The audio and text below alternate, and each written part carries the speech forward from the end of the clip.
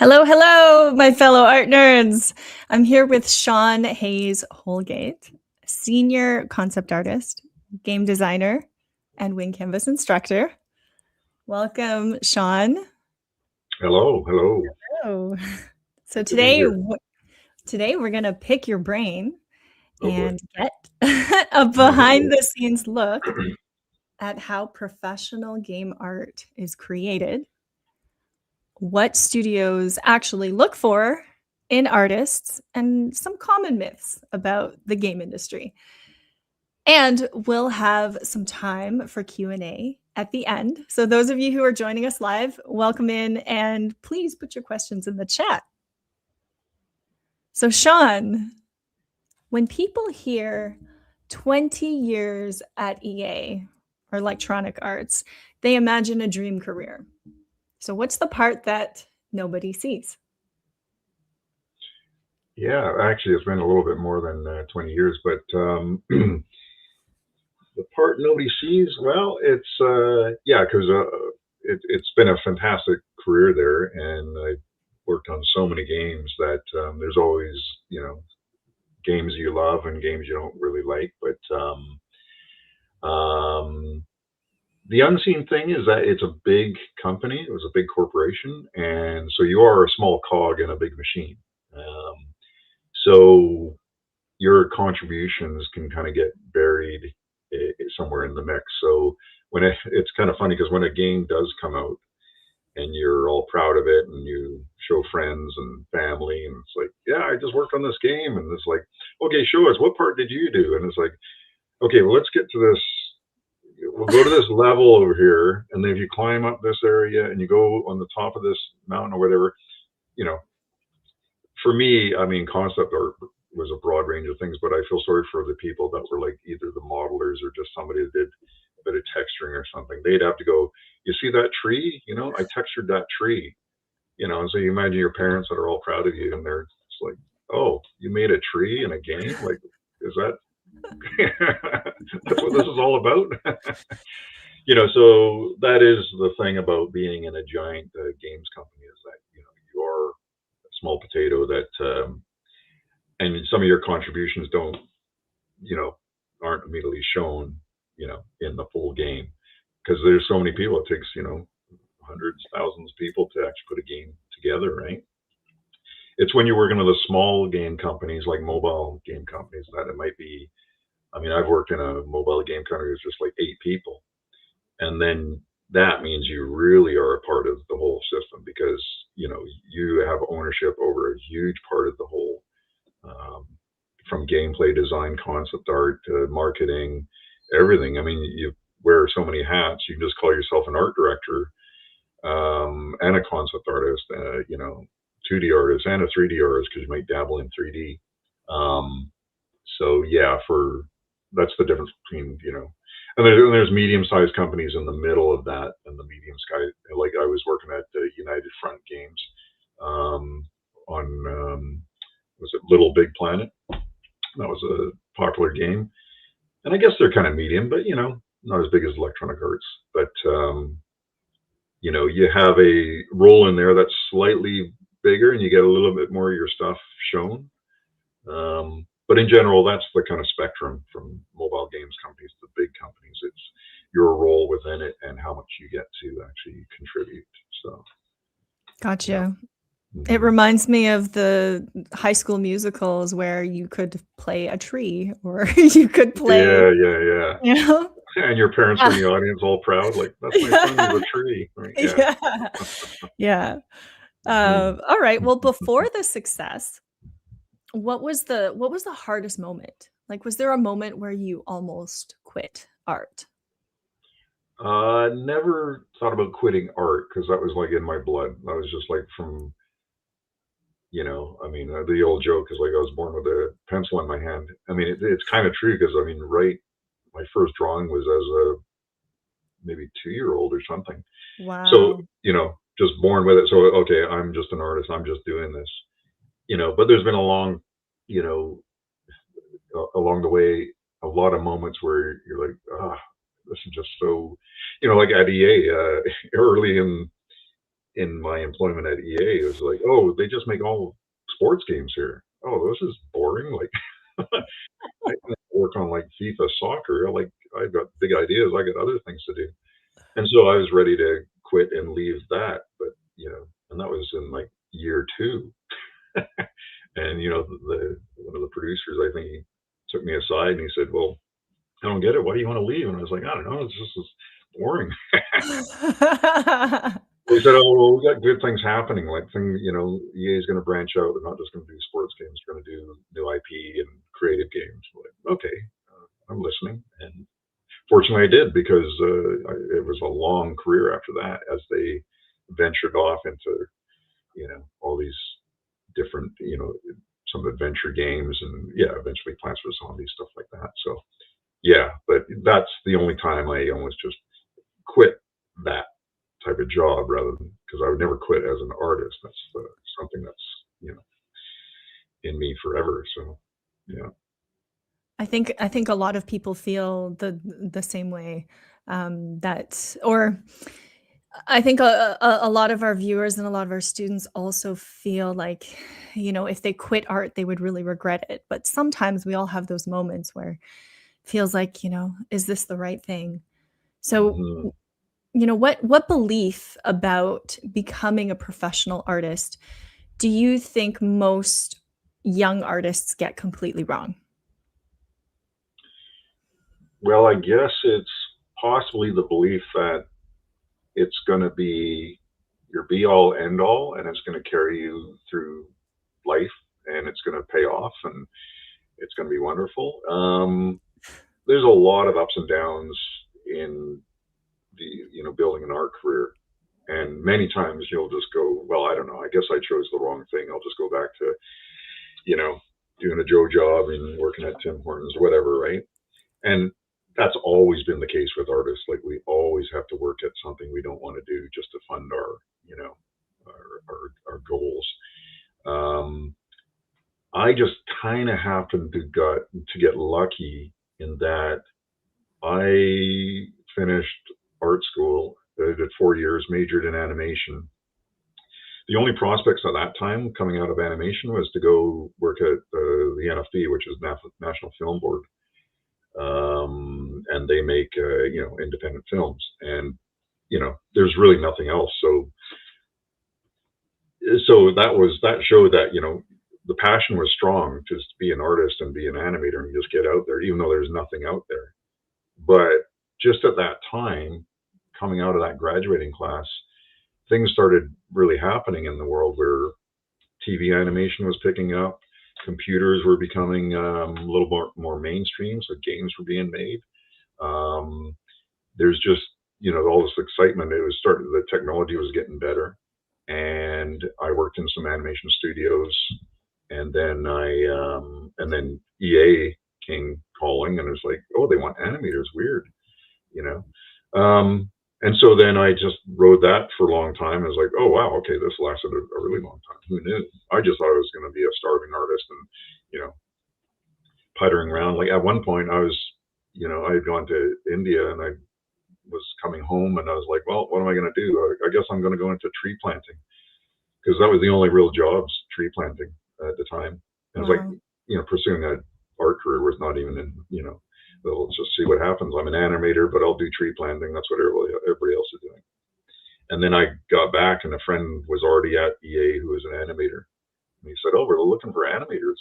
And I thought, oh, okay, cool. And this is paper-based animation, not even on the computer.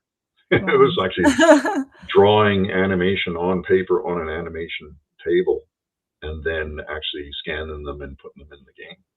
So, okay, let's try this. So yeah, for that, like I'm saying, I got lucky, and there is a lot of luck. So if you're a new artist and you're building a professional career, it's not going to be straightforward. There's going to be a lot of potholes along the road, and you're going to, there'll be missed opportunities. There'll be bad luck. There'll be good luck. There'll be a network of people that'll help you out. It's going to be all over the place. So you just have to kind of go, well, that's how it is. I'm just an artist trying to pursue, my passion. And if I get lucky with a great career, awesome. that's, just be aware of that, and, just always have that in mind.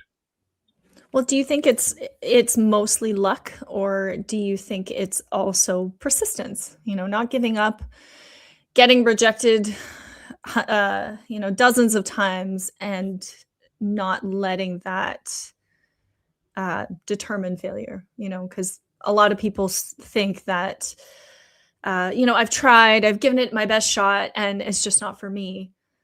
Right. And the ones who do become successful just don't take no for an answer, or will just Yeah, keep going, yeah, it's all the above. I mean, really, life is long. Now I've gotten to a point where I can look back and have a retrospective, like, decades now. I go, oh my God, there's so many different phases along the way, and there's so many different versions of me along the way.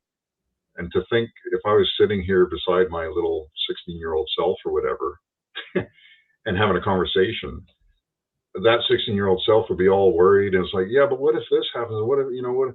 And I would just say, who cares? Like, you're gonna go through a lot before you get to this point, and your career will change, the world will change, technology will change, people's expectations of what art is will change.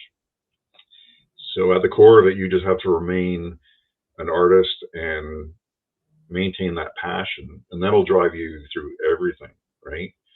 And people will see that, and because they'll see that, it's like, oh yeah, this person's really motivated, like they're always doing art and they're always pursuing stuff. And you'll find that over time a network gets built around you of people that know you, and friends, and people that have worked with you. And that's the key thing, is like, as you don't have a network when you're starting out, but you have a network later on in life. It's like a big spider web of people that and it starts feeding back, right? Because now you're building a story about yourself, a narrative, and they go, oh, I know that person, Joe, he's always done this and this and this. It seems like he's always doing the art thing. Okay, well, let's tap into that, right? But the people that drop out, like, disappear, maybe they come back, you're kind of breaking those lines in your network. And so you want to maintain stuff, and you want to be consistent, and you want to be passionate, and you want to be driven and motivated. And that only comes from whoever you are at the core. Um, if you really feel the art, that art is in your blood and that's who you are, then that'll drive you until you eventually, pass away. So, yeah. So speaking of your 16-year-old self, we have some images here of your artwork when you were, this was middle school, maybe grade 8? Yeah, I'm thinking like, 13 to 15, probably. Wow. Yeah. And so at the time, I was really into science fiction and fantasy stuff, and, like heavy metal music. And there's a magazine called Heavy Metal. It's got nothing to do with the music, but that was out in the 80s, and that was all kind of European fantasy art, from European artists. And I was really inspired by that, because having that glimpse into what the European cartoonists and comic arts were doing was very different than anything I saw in Marvel or DC Comics.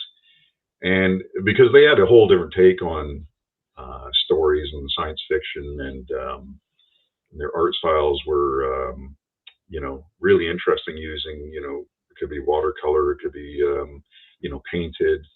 And so, these, they're kind of awkwardly drawn, but you can see there's a lot of ideas in there that I was kind of, mirroring from that, like the big rock star there.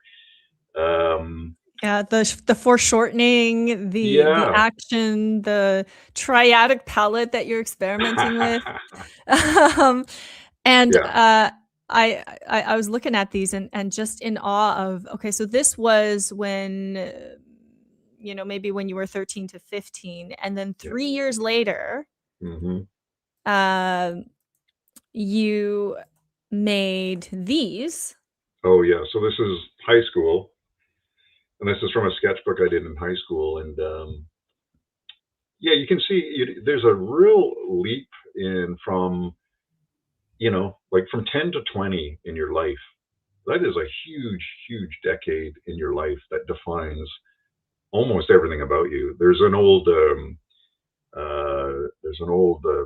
proverb or saying or something, and I think comes from Judaism or something, but it says, "Give me the boy, and I'll give you the man." Right? Which means, give me the boy, and whatever I teach that boy, that will make whatever he is as a man. Right? And it really is important, because everything you'll find that everything you learn in that 10-year span, you kind of keep going back to that as you get older, because you're refreshing it, you're building on it, you're actually nostalgic for it, and and that's how it was for me, because all the things I soaked in and took in, whether it's music and art at that time, I kept on going back to that to improve on it, because at the time as you see for the early drawings of the Vikings and the warriors, it's like my whole life I'm just going back to try and improve those original, ideas, right?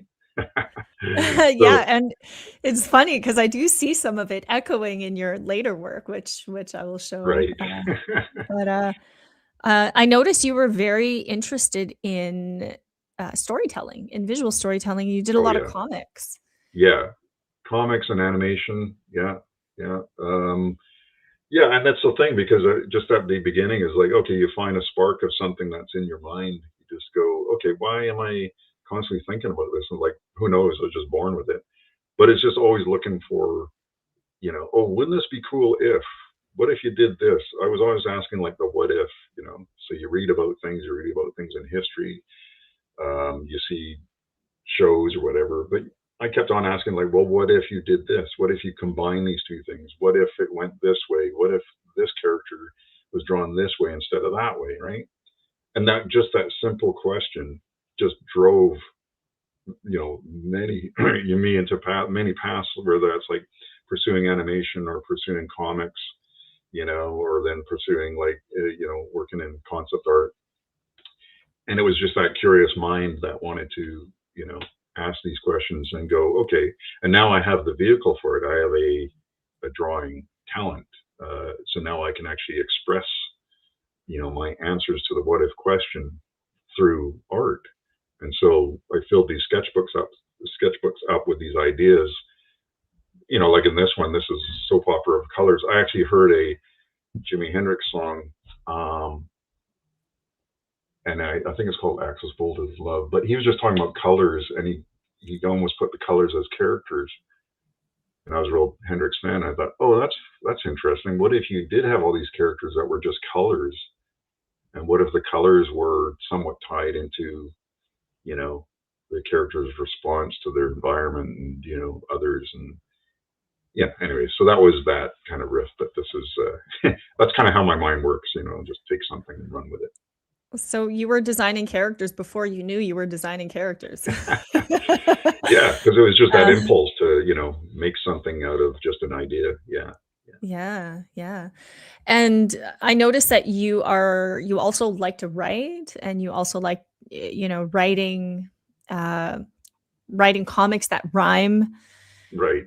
Right. And so do you think that writing, because a lot of our students and a lot of our audience also like to write, and how important do you think writing was to where you eventually found your footing as a concept artist? Yeah. Well, writing is one thing. It's getting the ideas down on paper so you can record them. The other thing about writing is actually it's understanding the language of not just human language, but it's actually understanding um, the formula of words, right? How words are put together, how they relate to each other, how there's double entendres, how there's irony, how there's you know um, jokes and punchlines, and how a joke works. What's the structure of a story? The act one, act two, act three. Why is it like that, right? And I was kind of fascinated with that for the same reason, being just curious, right? So, I was able to draw, so I was able to express myself through art. But then also writing is like, well, I can also express myself through writing. So I've got this cool what if idea. What if I, threw these things together? well, let me just write that out. And wouldn't it be funny, like for instance, in high school, we all had to write a 2-page story in English class. And I wrote a story as a sci-fi story of a, guy flying a, spaceship and going on an adventure, whatever. But it finished on the second page, but I made sure that it looped to the first page, right? So the opening part, when you got to the end, it looped, and the teacher kind of read it, and he saw that it looped, and he read it again, and then he read it a third time, right? And I was fascinated by that. It was like, oh, cool, I gotcha, I did it, right? I made I was playing with words, and I made you reread my story 3 times, and he was amused by that, and so I got a kick out of it. But I thought, see, that's a fun thing about words and writing and all that. It's not just about, like I say, recording. It's about having fun. It's a very kind of British thing. It's like witticisms and wordplay. I was always fascinated with. I mean, I grew up in a British household, so I think some of that rubbed off on me. Well, on that note, I remember playing Plants vs. Zombies when it first came out. And we've even used the characters as case studies for our classes. So take us into the room of your first experience as a game designer. I mean, honestly, were you always really interested in game design, or did you just fall into it? And how did you feel? Like, did you have any insecurity when you first got the role? Well, I wasn't really called a game designer. I mean, there are game designers in their roles, right? And that's specifically what they do. But being a concept artist, you kind of actually, there's a bit of overlap there, because I'm creating concept art as ideas and throwing them out there, right? And so because I've always been into maps and drawing maps and cartography and, ancient maps and old maps and, funny cartoon maps of, any subject. But, and because I was into that, when it came down to like doing, they're doing the level design. For a level design, they would just block things in with primitive shapes, right? They just want to work out the gameplay. Character runs through this, it might be an alleyway, there's just blocks. They don't really care what it looks like in the end. That's for us to figure out. Okay. So once I got the gameplay worked out, that blocked out level would come to me, and then well, here you go. This is me kind of blocking, because they said we need a coastal area, and we've got these gameplay lines that'll run down the coast, so work on some, so I blocked this out in probably SketchUp or something, based on some of their gameplay objective ideas that they needed to hit, right? So along the way, there's probably about 4 or 5 objectives that you have to kind of hit, going from left to right. At the end, it's the lighthouse. In the middle, I think it was a little island or something. And so I kind of worked this out, and then blocked it in, and then just kind of, did this final concept art for it. Yeah, you can see the objectives that are marked on there with the X. So they get what they want. All the objectives are met. They don't really care what it looks like and all that. But myself and the art director would kind of go through this, and and based on my suggestions for what I think the world should look like put in the big archway over there by the marina, making it look, having a beach, and I mean, that's all my input into it to give them a sense of the flavor of what it should look like. And then they go, cool, we'll go for that. So yeah, that's incredible. I've seen a lot of your map designs in many different styles, and do you think that what do you think was special about your portfolio? Do you think it was the map design pieces that I assume were in your portfolio that you were hired for, or do you think it was timing mostly? Yeah, well, because when I started at EA, it was kind of like a lot of this, like concept art wasn't even a title in video gaming at that point. concept art had been taken from film and animation, mostly film, because that's where you'd use concept artists for establish or designing props and vehicles and stuff like that. So when I first got hired at EA, my portfolio just had animation in it, and so I was hired as an animator, right? Okay. And I probably had some other drawings in there that they saw. Oh, he could do other stuff as well, but it wasn't like they were looking for a map maker or anything. It's just mostly animation. But because I had that long experience at EA, any company after that I would show my portfolio to, well, now it's got a vast range of stuff from level design, props, characters, and animation, right? So that broadened out, my skills. So for those of you who may not know what level design is, we are going to cover a little bit about the pipeline, just the animation pipeline, or I should say the game design pipeline. I don't know if you guys even called it a pipeline back then, or if it is called the creative pipeline now, but it is a big team project. With today's technology, technically one person worked on Stardew from beginning to end, and it was a massive hit. But back then, it was like, how big was your team, would you say? On which one? On Plants vs. Zombies? On Plants vs. Zombies, yeah. Let me see. I wonder if it was like 60 people, maybe. Wow, 60 people. And how long did the first Plants vs. Zombies game that you worked on take? That was probably like 2 or 3 years, I would guess. That's the problem with video games is like, well, with mobile games, you get them out a lot faster, but with the AAA games, you're looking at 3 years, because there's so much to get established and work on. It's a huge beast, right? It really is. And, for the video game companies to try and plot out what the next trends are, you're looking at a release of the game 3 years, maybe even 4 years down the line. And hopefully everybody's still interested in what you've been spending your time on, right?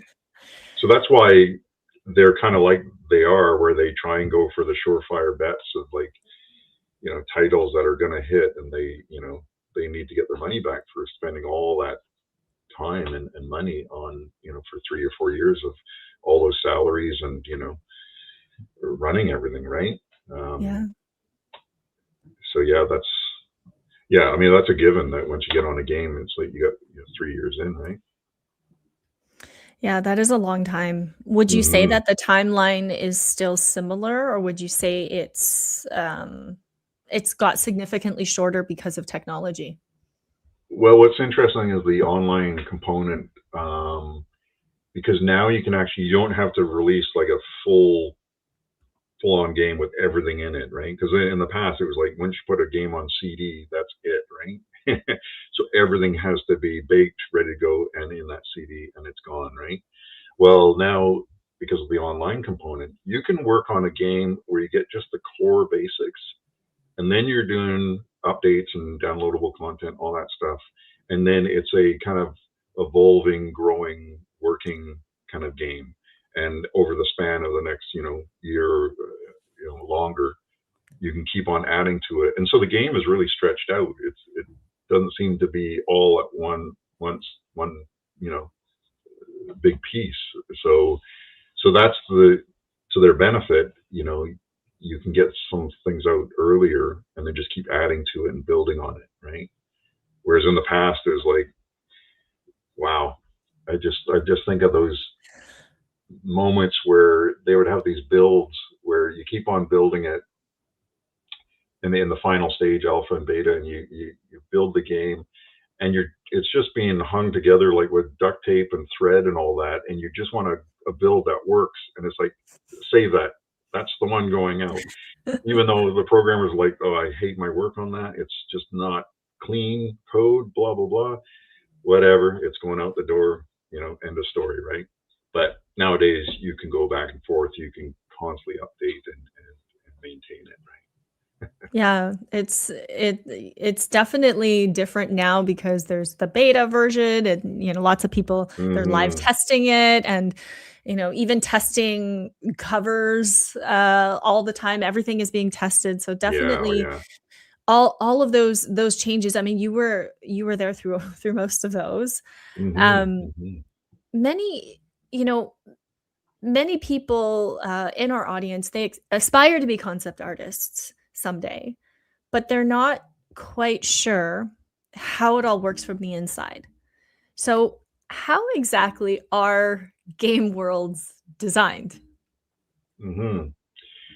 Well, of course, the company decides what they want to do. They've done some research and they go, well, and depending on the company, what their goals are.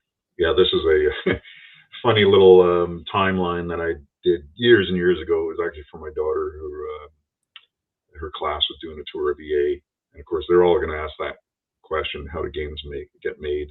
So this is just a quick version of it, right? But yeah, at the beginning, obviously the company has their goals of what kind of games they want to pursue.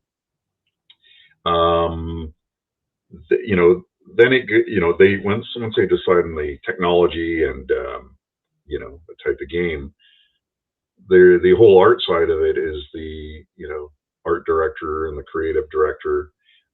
They start defining, you know, okay, what's the game going to look like? And this is all based on marketing and goals that they're pursuing and all that. And that will inform what it's going to look like. So the art director will create some gathering reference and create these kind of I guess these kind of packs of reference that we can kind of work from, to that will define the style and the look of everything.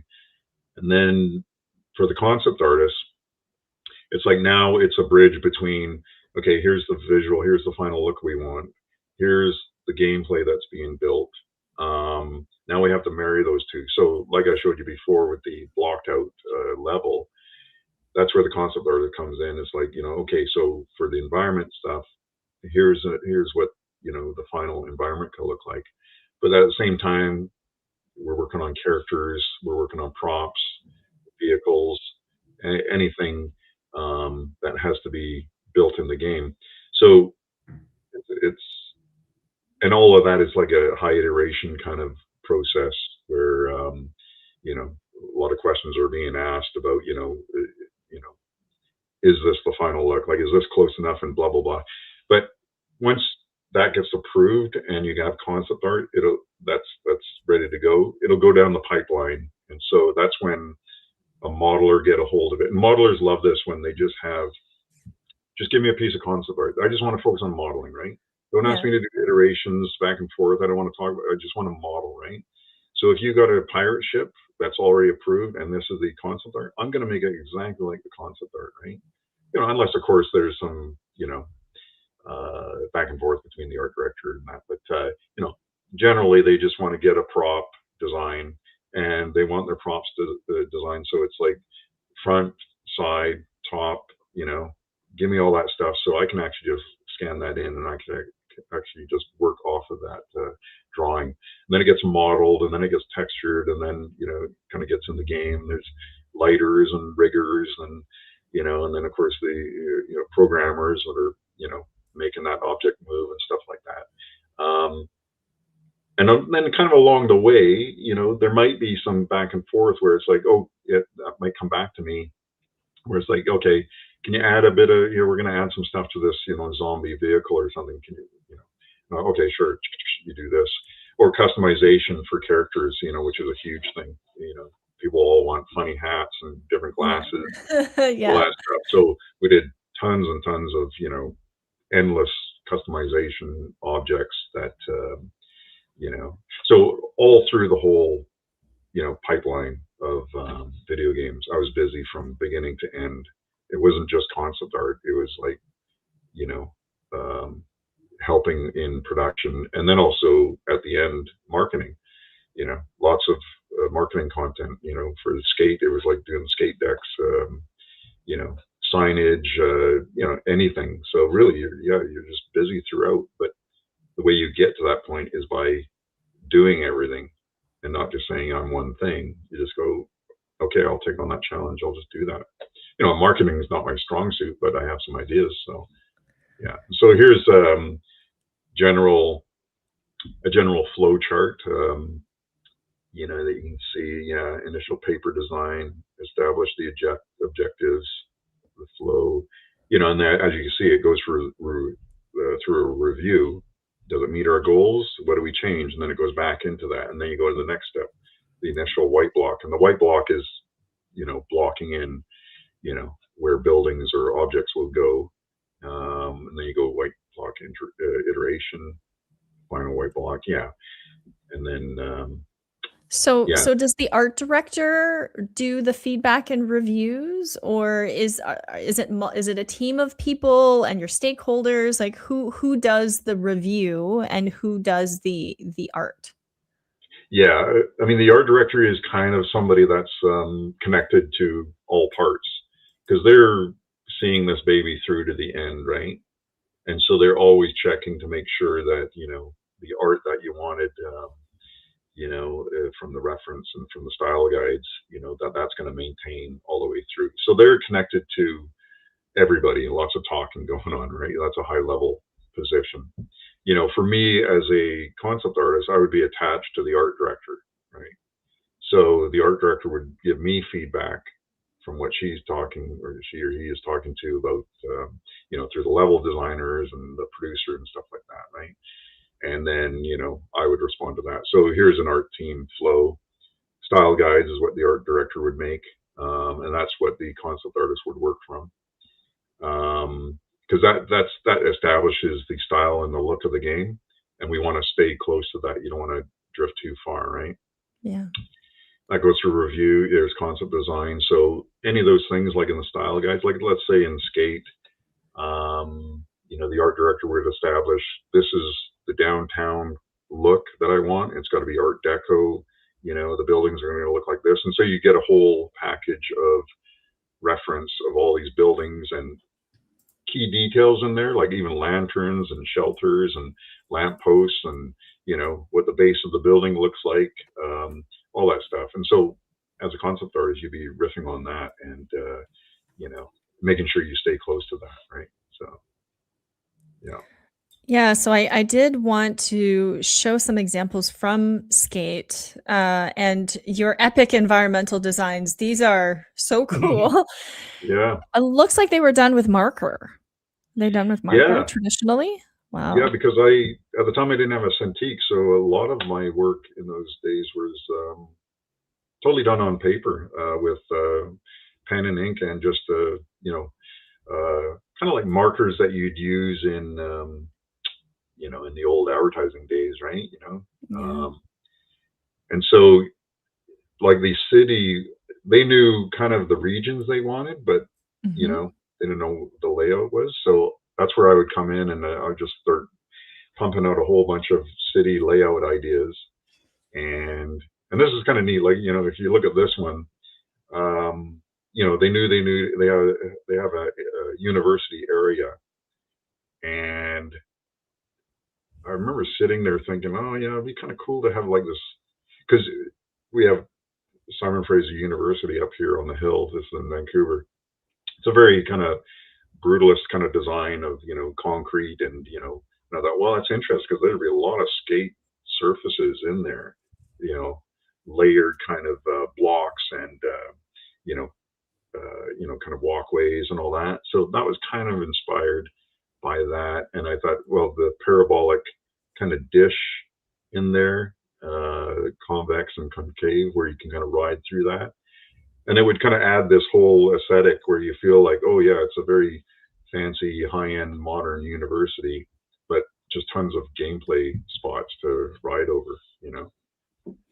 And so I do something like this, and then it gets made. It's like, yeah, I win. I see. I would think for a just an average artist, looking to find our way, we don't really think about environmental design. I remember I was sort of exploring different career paths, and I did take an environmental design course in high school from a university. And it was so interesting. We made models, we did all these sketches, and I thought, oh my Mm. goodness, this is a whole other world. Like, Mhm. it was so out of my wheelhouse. And I decided, you know what, I'd much rather tell stories. But here you Mm. are as a storyteller, but you're doing these almost architectural type drawings of Mhm. cities Mhm. and infrastructure. Like, did you feel or ever feel like you had no idea what you were doing? Um, well, it's not like I was, trying to get into a architectural company or something, right? Because that's a whole different world where it's like I would be well out of my element there. In the games world, this is, and I remember this. I was at a party years and years ago, and I was talking to a guy who was an architect, and he was so proud because he had actually just designed a standard residential building, with rows of windows, but he was allowed to do extrusions on the windows, right? And he was so proud of that because that added just a bit of extra extrusion. Because really, that's all he's allowed because it's a physical building. It's like it's got to go through all kinds of layers of planning, and that's going to extend the budget, blah blah blah. And I said to him, "It's like, wow. I mean, I just designed this whole like a university complex or like this skate park, and I was free to do whatever I wanted because I wasn't bound by physical reality. I could just do what I want and make it look like it was in a realistic world, right? Yeah, And not so I have to felt, worry oh, about I guess, engineering. yeah. So I'm just kind of mimicking what I see out there by doing a lot of research and gathering reference on what architecture and what architectural design is, and then just mimicking that and making my version of it, right? So, So, did you ever do any of the 3D modeling? Because you've played many roles throughout your career in game hmm, design. yeah, What has been your favorite role in the pipeline? yeah. That's always because I started out as an animator, drawing on paper, and then eventually that got into 3D with soft image, and then Maya.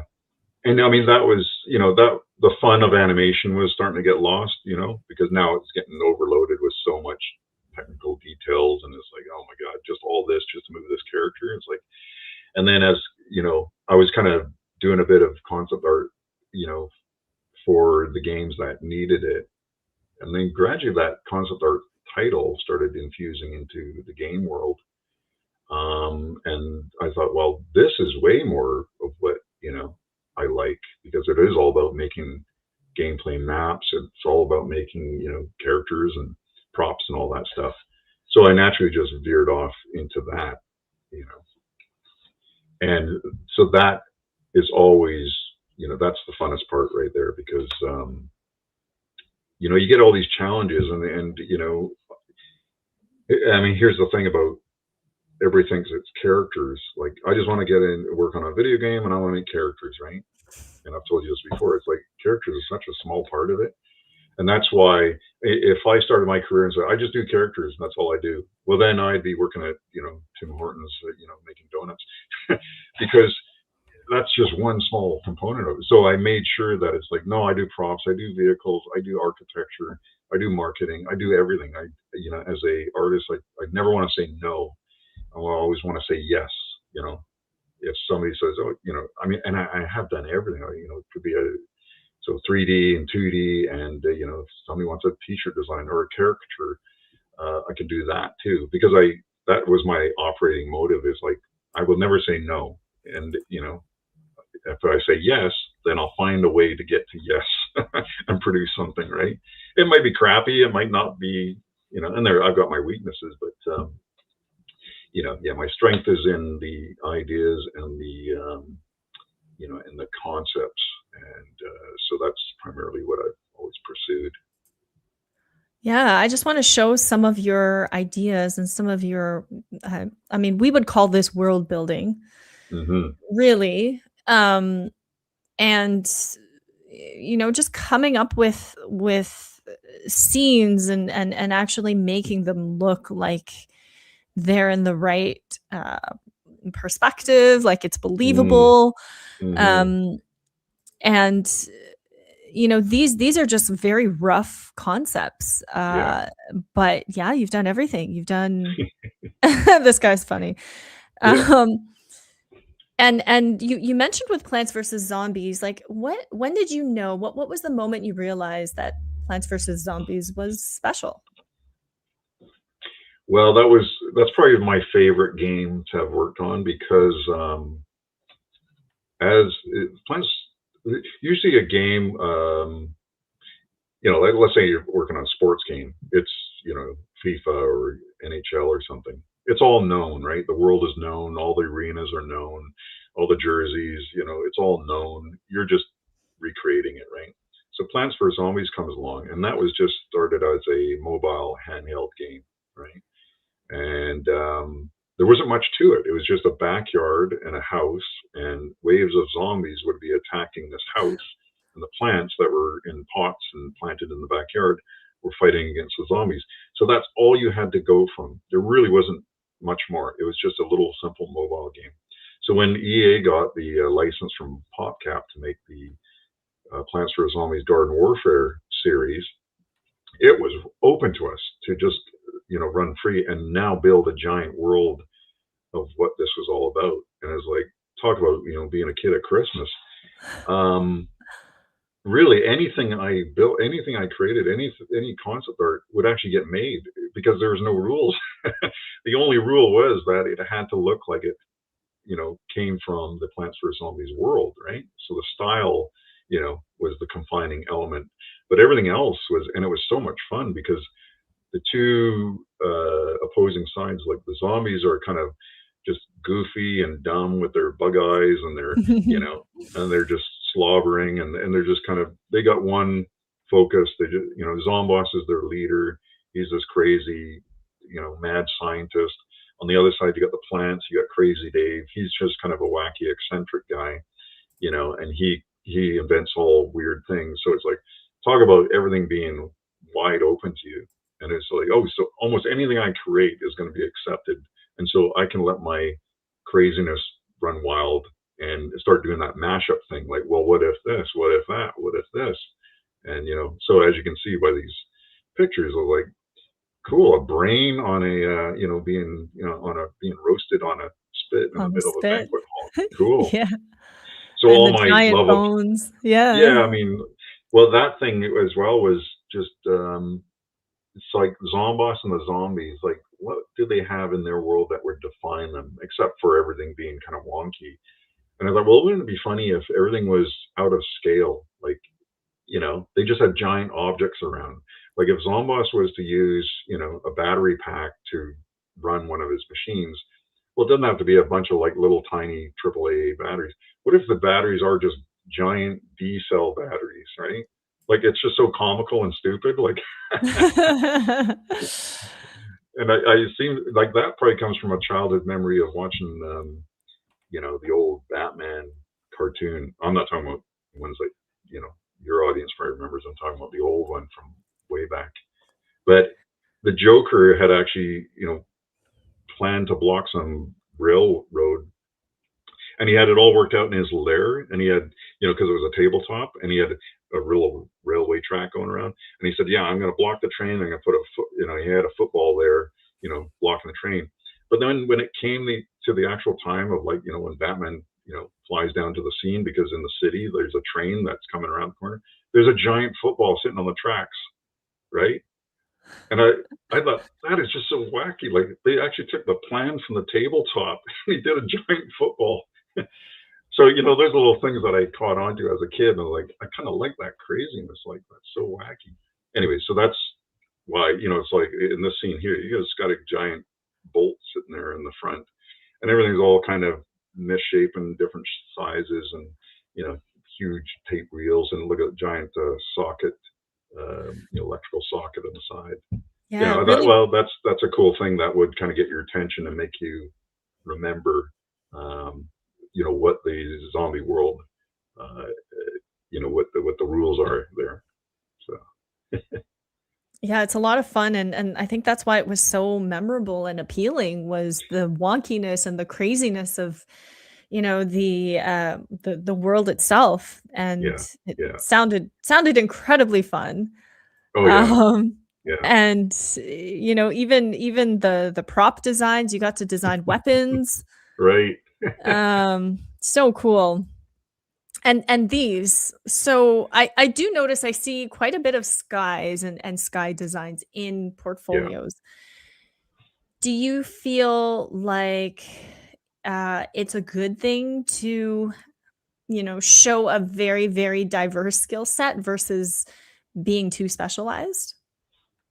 Well, for survival, yes, and that's kinda how I survived is to, again, not say no and just say yes to everything, and then pursue the pathway to that end goal. So these are skyboxes, and skyboxes are huge panoramic pictures that would wrap around the whole game world, right? So when you're in a game, obviously you're looking right at this giant dome that's wrapped around, and everywhere you look, you can see part of the sky. So that dome actually gets kind of unfolded, and you get a long strip, and it's pinched at the top. So for Plants vs Zombie, it's not your typical photographic kind of sky. You can't just go outside and take a photo of nice cloudy panorama and then throw that in there. It just doesn't fit the style, right? So obviously that skybox has to be in the zombie style, right? So that's why it had to be painted. So it's like, okay, well, let's learn how to do, kind of skyboxes and matte painting. And, of course, this is fun because it's Plants vs. Zombies. So you get to have fun with the style of the clouds, and, they all have their own little bubbly, half dome kind of shapes. And of course, you put the moon in the sky, and of course, the moon's going to have a zombie face on it because of course, it's the zombie Yeah. world, right? So the sky has to look like it's a part of the whole, realm of the Plants vs. Zombies world. So that was a lot of fun. And, you have to paint everything. You have to, you know, do it all. So, it's not like you can just ask for this and create it in 3D. It's got to be. Now they do things a little bit differently, but at the time we had to paint these. So. Yeah, these are beautiful. I know that clouds are one of the most challenging things to Mm, paint. mm, yeah. And, yeah, it's to have, like, I wanna circle back to versatility because I feel like today we're told so many different things. We're told, by business leaders, don't say yes to everything, say no as much as possible so that you, can, specialize. So I think for the last 2 decades, it was all about specialization. And so I feel there's a lot of, confusion about, should I specialize? Is it a good idea to specialize? Or should I be more versatile? And, just kind of looking at your versatility, as you said, you did everything from cover art Hmm. to the marketing, I mean, these are all concepts that, for covers. And Yeah. so, you're an incredibly versatile artist because you have such a wide range of styles. Hmm. Even with the skateboards that you design, like, all of Hmm. these, they're incredibly different. So, Hmm. what would you tell somebody who's trying to break into the industry? Would you tell them to specialize, or would you tell them to have showcase as much range as possible? Well, you do both. You actually you cover everything. You have a broad interest in everything, and you make sure you can at least get up to a certain skill in doing everything. But then you specialize in the thing that you're really good at, right? And so, I did that. My specialty is in creating stuff in concept art and maps and goofy stuff and but I do everything else, and maybe I do everything. And there's varying kind of skill levels and everything else, but at least I'm just bringing myself up to, you know, like marketing, right? Like, sure, I'll take a swing at that. Like maybe, I'm really not good at like, the whole Photoshop graphics and that whole world. It's like, I get by with what I can do. I mean, when I see graphic artists just tapping away on the keyboard and they're just moving things around, it's like, good Lord. I mean, that's a whole other world, but I'll just do my best with that. At least I can put together just an ad and, do my basics, but at least I'll get to this level on that. Right. But I'll always specialize in the thing that I'm passionate about. Right. So keep on driving yourself forward with the thing that you love, but don't say that's all I am and I will not ever touch any of these other things, right? Because in the artistic realm, there's so many different facets to it. It's like, well, why wouldn't you? I think I've just about touched everything, like, whether it's, from acrylic painting, dabbled in, I've done sculptures, digital art, 2D, 3D, because it's like, well, I'm trying to survive here too, right? So I've got to be a jack of all trades. I've got to be, the Swiss Army knife of artists, and I've got to have a tool for everything, right? Even though, they're not the best tools, but, but there's always one great tool in there, and that's what I really am good at. So I'll just, so I would totally say, like, for example, don't just say, well, I love characters and I just want to be a character artist for a big game. Okay, well, that's a pretty narrow field, and that's a target that you'll be lucky if you hit that, right? Well, everybody wants to be a character artist. Everybody. And Oh, yeah. and I think what percentage of the actual game pipeline would you say is character art? Well, you kind of look at every game that's out there. They have to have a world that they're in, that they're battling in or exploring or whatever. So that world is pretty big, right? I can't think of a game without a world. There might be some games that are very simple, or you're just floating in space or something, but I don't know. I mean, the world is just always so big, and of course, that's what game players want. They want a immersive 3D environment that they can explore, and there's just endless new worlds to explore, new levels. So that is the answer right there. That the world is huge. It's got to be huge, and then your characters within that. Of course, there's you, and then there's the villain, and then there's the crew, that's backing the villain, and then there's your crew, and then there's people that you meet in the world, right? So, that's still just a handful of characters, in that giant world. Now, of course, characters can be customized and changed as you go on, and that's also a huge thing. But that is just customizations on those characters, where they have a different costume, different hat, different gear, whatever, all that, right? So really, I mean, the artists on these games that get to do the characters, it's a small part of it. Actually, it's not really the funnest part either, right? Because it's such a small part. There's so much pressure to get those characters right and exact. You don't have a lot of leeway. It's not like, there's thousands of characters. Don't worry about it. Yeah, we'll throw this guy. It's like, really, it's just a core set of characters that define the game, because, of course, everybody looks right at the characters first, right? Yeah. And so you got to nail that and get those characters to be so appealing, and they got to last a long time, right? That they are the face of the product. So I was like, oh my God, the pressure's on. So it's not really that enjoyable doing characters. It's enjoyable because we're all tuned into what people look like, what creatures look like, and all that, and we love it's just that personal connection, and we love to do our variations on that. But when it comes to gaming, the limitations are pretty intense to get it right. So then do artists not have a lot of freedom when it comes to designing characters for a big company, like versus a smaller company? Well, they got freedom within limitations, of course, right? like with Plants vs Zombies, of course the zombies have to look like zombies and the plants have to look like plants, but there's so much variation you can get out of that, as long as you adhere to just the basic formula that's set for what defines that look and style. And I've talked about this before, like working on Star Wars was, a, you'd think like, oh, cool, it's Star Wars, but it's like, oh my God, it's so confining because I mean, it really has to look like Star Wars. You cannot mess around.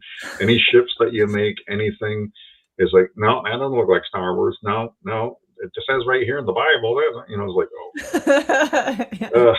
and so it kind of makes it just too like, okay, it's like somebody's looking over your shoulder every line that you do. Like, no, no, no, that's not what R2D2 would do. Like, oh my God. Oh, the brand police. Yes. Yeah, The brand yeah, police is, because something becomes yeah. so established and almost ancient that you cannot chisel anything new into that design. It's just what it is.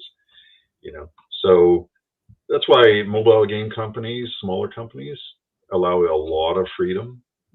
Because it's a smaller team, and if you're the artist within that, it's like, well, you got a lot of say, you got a lot of ownership, so you can actually go crazy with characters. You can actually, because they're like, okay, because they might be a little bit looser with the design, and so you have a lot more fun. But with the big companies, like if it's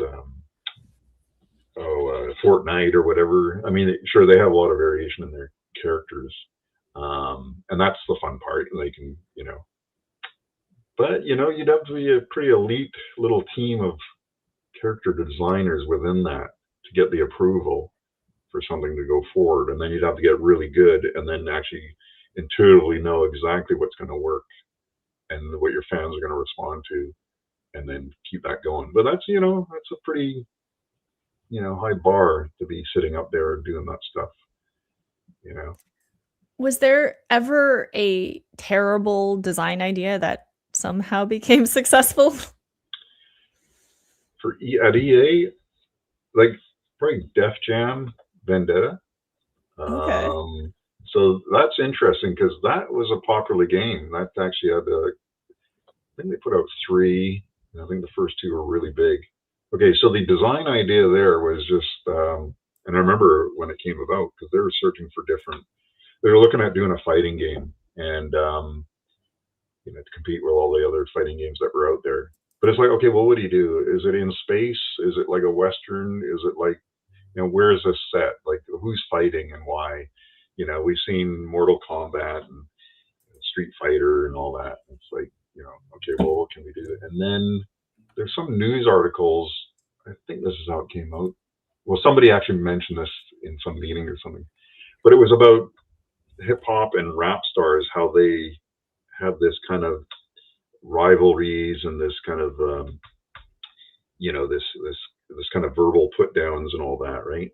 And somehow I think they probably did some research too about how that came about, but or I remember seeing some of the news articles that they clipped in the from the TV news, and it was kids across America are really getting into this hip hop stuff. Like, it's getting really big, and it's like, because it used to be like rock and roll and stuff, but now it's like hip hop and rap was starting to be just huge. And oh, maybe we can tap into that, and then it seemed to be almost a natural thing to have rappers and hip hoppers fighting each other. And you think like, okay, wait a minute, whose idea was this? This is so dumb. Like, what? That's not going to go over. But it went over really big because now you had all the big rap stars like Ludacris and Ghostface Killer, all these guys that were licensed for that. And it's kind of a funny game, and it was really popular. So I animated on that, and I also did concept art on that. And some of the concept art was just about plotting out the storyboards for the fight moves, right? And that was kind of fun because the fight moves could be it's not just boxing or punching. The fight moves could be all kinds of crazy stuff where you grab the guy, you flip him over, jam his head in the ground, and then you jump on his arms like you're a jackhammer, and you start jackhammering him into the ground or something, right? And it's like, that's hilarious. It's all comical, and So all the fighting and the motions were really hilarious. So it's like, okay, that's a lot of fun, and it's turned out to be a hit game. But that's the kind of game where you look at the beginning and go, "What a really? This isn't going to work, right? That's kind of dumb, right?" I mean, that's I where mean, the that's an testing and the example. research, yeah, comes in, Yeah, well, right? exactly, yeah, because they Yeah. found there is a market for that. They just didn't know that there's a market for fighting. There's a market for hip hop. Is there a market for both of them combined together? It could be a terrible, failure where people are just going, "Oh my God, EA just failed big time." What are they trying to do? Be all hip and cool and trying to do a fighting? It could have gone that way, but somehow it hit big. So Well, I have some slides that because you worked on Need for Speed. right, yeah. And so were these sort of character concepts, or what were these This you was know, these for, created for?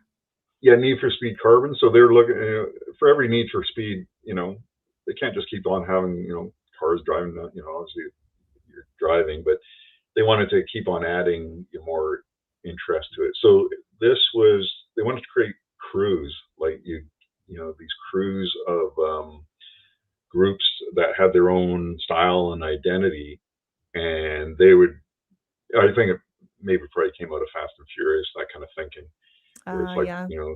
street racing and stuff like that. And what if you had your own little crew and you're battling against other crews and your cars are branded in a certain way? And so this was tapping into like street culture and flash and bling bling and dangerous characters and yeah. So they wanted a whole bunch of you know drawings of characters and what they would look like. So like the bottom left, you got these guys are kind of military and army, ex veteran guys, whatever, and they drive their cars. So everybody's kind of got their own style and look, right? Yeah, and back to the topic of style, I noticed just so much you have so much range in your work. Like, these are some, uh, artwork that you made from, what looks like photos, like Yeah, photobashing. yeah, yeah, yeah. And this is how you do map painting, or just gameplay moments, because it gives a preview of what the game could look like. Because on the script or on paper, it would just say, well, the cars race through a ships in dry dock, right? And it was like, okay, sounds cool, but what would that look like? And so that's where I have to kind of come in and go, well, it could look like this. And so you kind of establish what the lighting might be like, what main components would be, whether it's like all the shipping crates and what the ships would look like and cranes and all that. And so you put together a picture like this, and this is probably made up of there's probably like 20 to 30 photos that you would look for online. Basically the way you work it is like, okay, what's the view that I want? Okay, I want kind of a look down this open space, and you got these big ships, and so you endlessly look online for a ship that might fit that perspective. The way you work it is like, what's the big percentage piece that I can build this scene around, right? So like that ship on the left, maybe that's the first thing I found is like, okay, well, that's a great looking ship. Now I can kind of build the world around that. So then I'd start looking for other ships and components that are close to that. And when you start putting it together, it looks terrible. It's just like a quilt of all these different pieces with different lighting and all that, right? So it doesn't look good, and you really have to have a vision to keep you going to the end, because once you start putting all the pieces in place, now you have to balance it. You have to get the tone and the saturation correct, and then you got to put the cars in there. You got to find cars that fit the same perspective as well, right? Now this is not working with 3D. Now it's a lot easier. You can probably get just download a lot of these 3D pieces, throw it in there, and light it. But at the time, it's like it kind of has to be done by hand in 2D. So all these photos have to be put together, mashed together, balanced, and then you do a paint over. And a paint over is like where you're just filling in the parts that you know Whoops. just don't aren't working or whatever. And then you do an Mhm. overall balancing, and you do your lighting and all that, and then you do your final little highlights. But those are important, those pieces, because those are gameplay moments that would establish a look of an area. So then everybody on the team would go, "Oh, this is what you want it to look like? Cool." The lighters would look at it. The modelers and the set designers would kind of look at it and go, "Okay, we'll put some crates around here and blah blah blah." Right. So if I saw this in a portfolio today, I would have to ask, was it AI generated? Sure. You Hmm. know, and now I feel like photobashing is almost like, do you think that it's still a skill that humans would need to do? Or, is that still a necessary thing to do and to try? Yeah, it'll be a hybrid because let's say I was asked for this scene, like with AI, I just type in a prompt, give me a dry dock ship and cars racing around and all that, right? And give it, make it a 1 point perspective and all that, and it would give me something, and I would go, yeah, maybe. I might have to go through a whole, like 20 prompts before I got something that matches my vision, right? And so it's like, okay, I got something, but it's still only now it's 80% there, right? You gave me the bulk of the stuff. But because it's a very specific thing for a specific need, then I'd still have to go in there and do some, you know, human work on it, right? Even though AI has brought me something that's 80%, whereas I had to in the past build it up from zero, from photos and get it to 80%. Now AI would give me 80%, and then I would do the rest of doing the paint over and getting it to where I want it to be, right? So that's why, you know, I'm not too worried about how AI is going to affect this kind of work, right? Because really the goal is just to end up with this, to get the team working on stuff. Who cares about whether, the art and all that? It's like, sure, if AI can do this, well, that's great. That saves us a lot of time. But an artist still has to kind of look at this. An art director is still going to look at the piece and go, well, can you move that ship over a bit? Because we're going to have it's like, oh, what am I going to ask AI to move it over? Well, it's probably not going to do a good job. It's probably going to, and then I have to weigh up. It's like, is it worth asking AI to move that over? Look, I'll just move it over and I'll paint in the little spot where it's missing, and so it's half and half, really, right?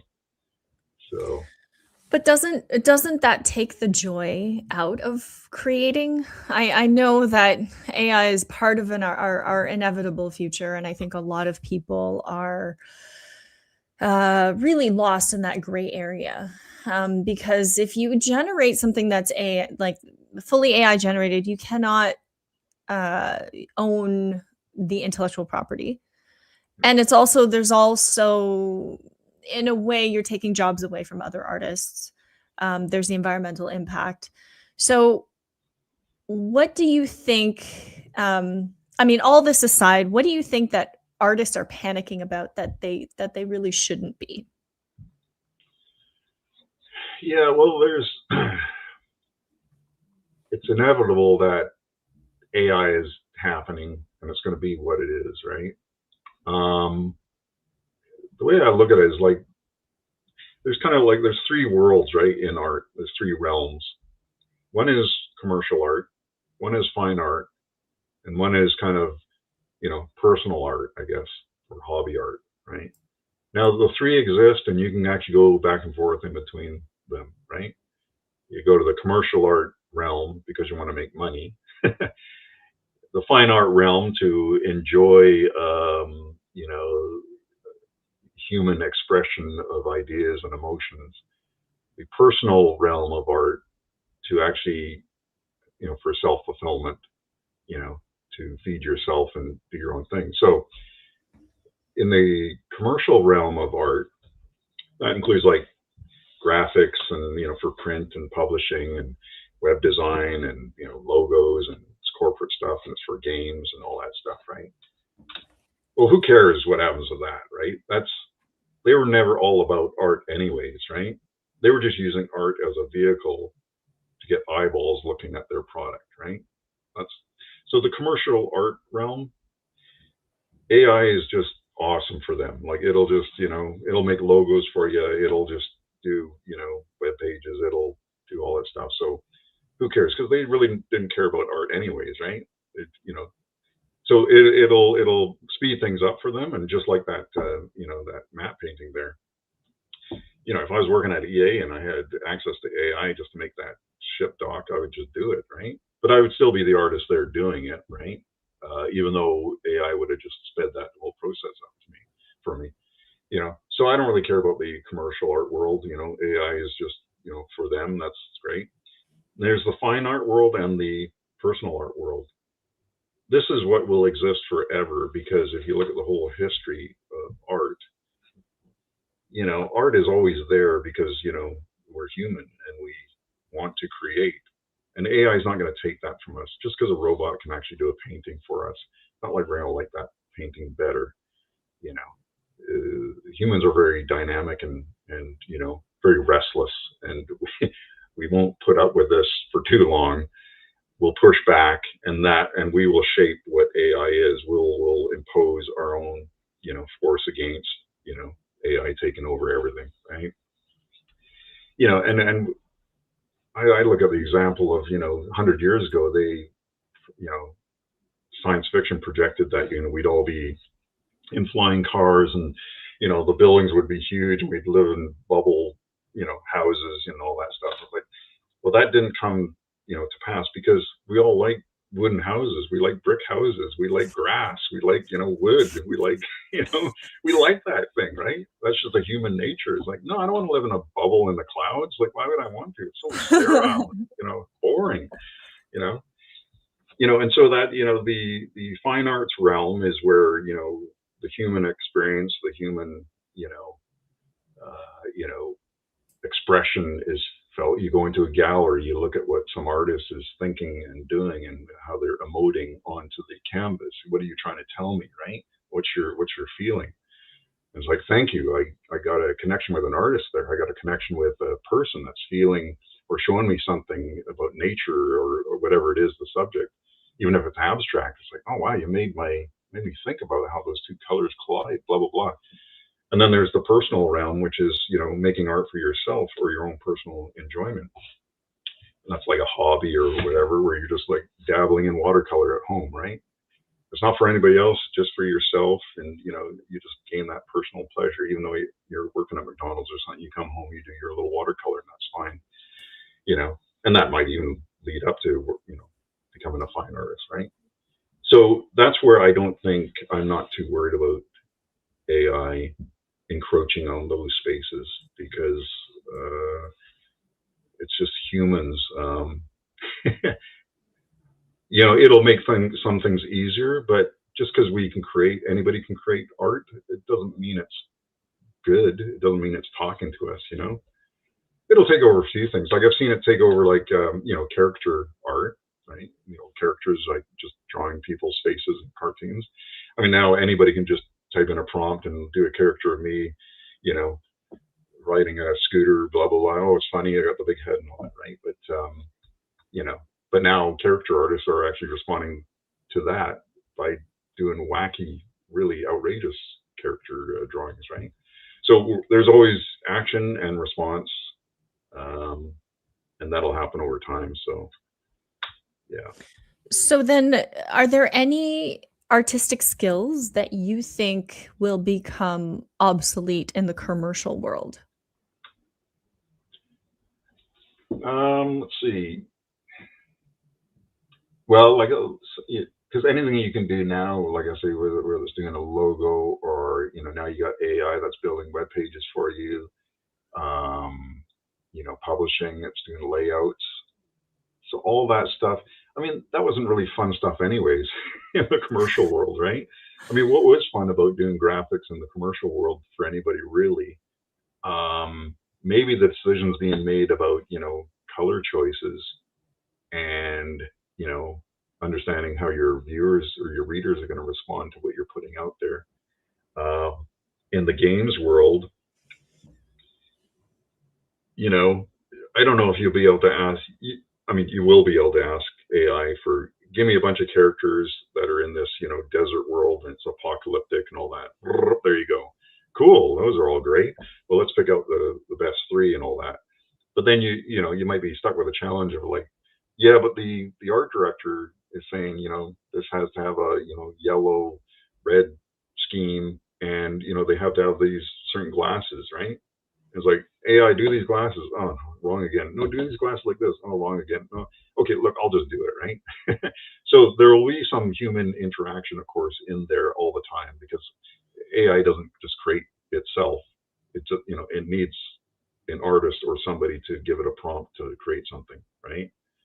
And it is there. It's a massive brain, robot, but it's not going to create by itself. We humans have to actually tell it what to do.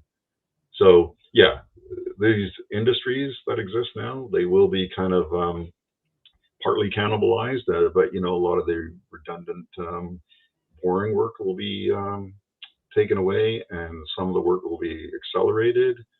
So it's like throwing everything up in the air. It'll land, and it'll just be a new thing, right? So I mean, that's as it is now. I just can't see, AI taking over everything. It'll take over a chunk of something, but I'm not terribly worried about it. Well, if you were 18 today, because you've had an incredible career that spanned decades as a concept artist and sort of like the golden years of video games.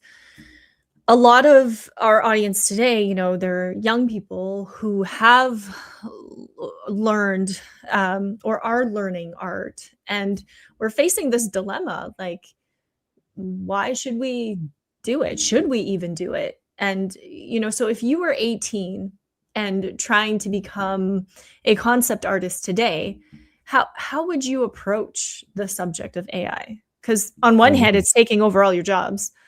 Yeah. On the other hand, it could be a tool to explore, but it also has, it was built off of stolen intellectual property and this big loophole that of copyright law.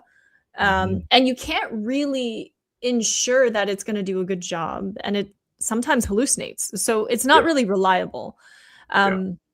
So how would you advise your 18-year-old self who's kind of struggling in this new age of AI? Right. Well, it's maintaining your core of who you are, and what you're feeding yourself. Like what's in your head? What is what are you made of? Like what makes you tick, really?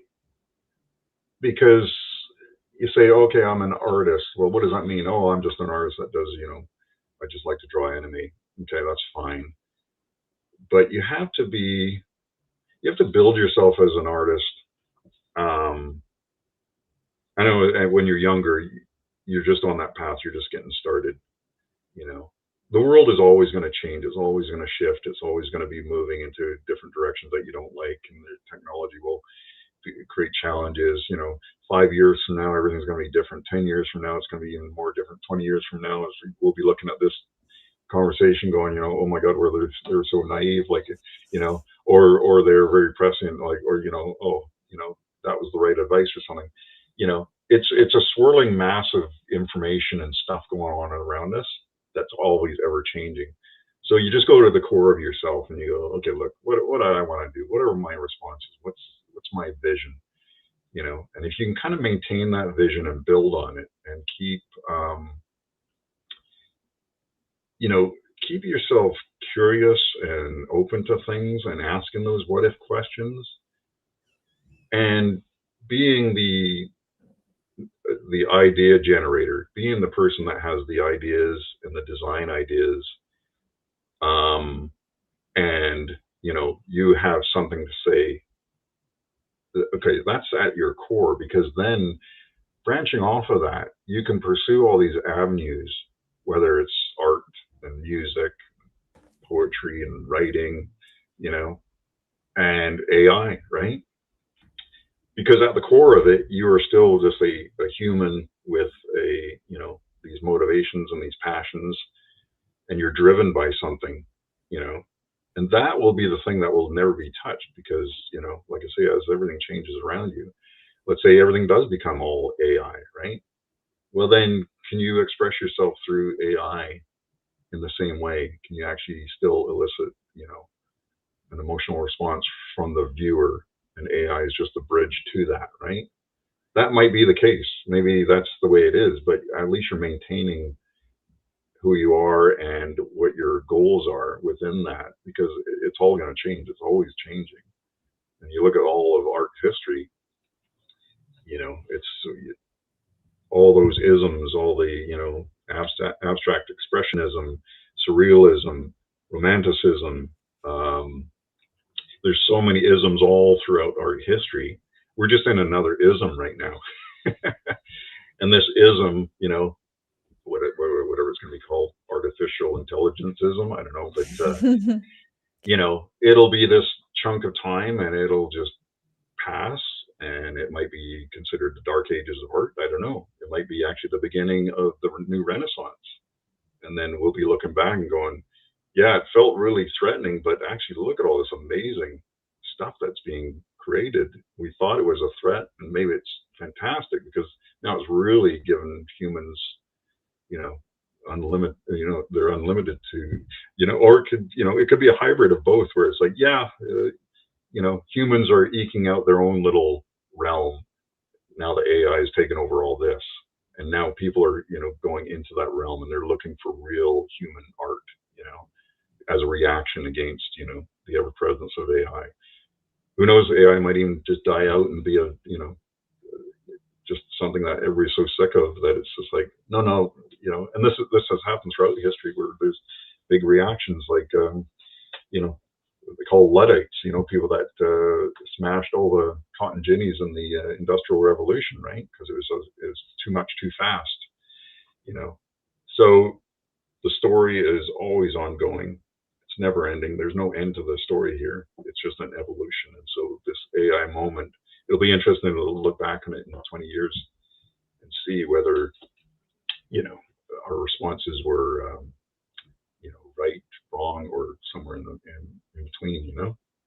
So It's really interesting listening to you talk about this because you started concept art on paper, animation on paper, and then the tools evolved, and then you learned how to sculpt from traditional to 3D sculpting, and then you just tried all of these different things, and I find that to be you probably have a very different perspective than somebody who is just learning art and feeling absolutely demotivated because suddenly there's a tool that can do everything that you're trying to do so hard, way better, faster, easier. Why should I even pursue this? yeah, There's I think for a lot of people, we're in the arts community, we're very angry about this and very lost, feeling very lost, and really trying to navigate like what human skills become more valuable in an AI world. How do we rely less on AI? Because the more you rely on it,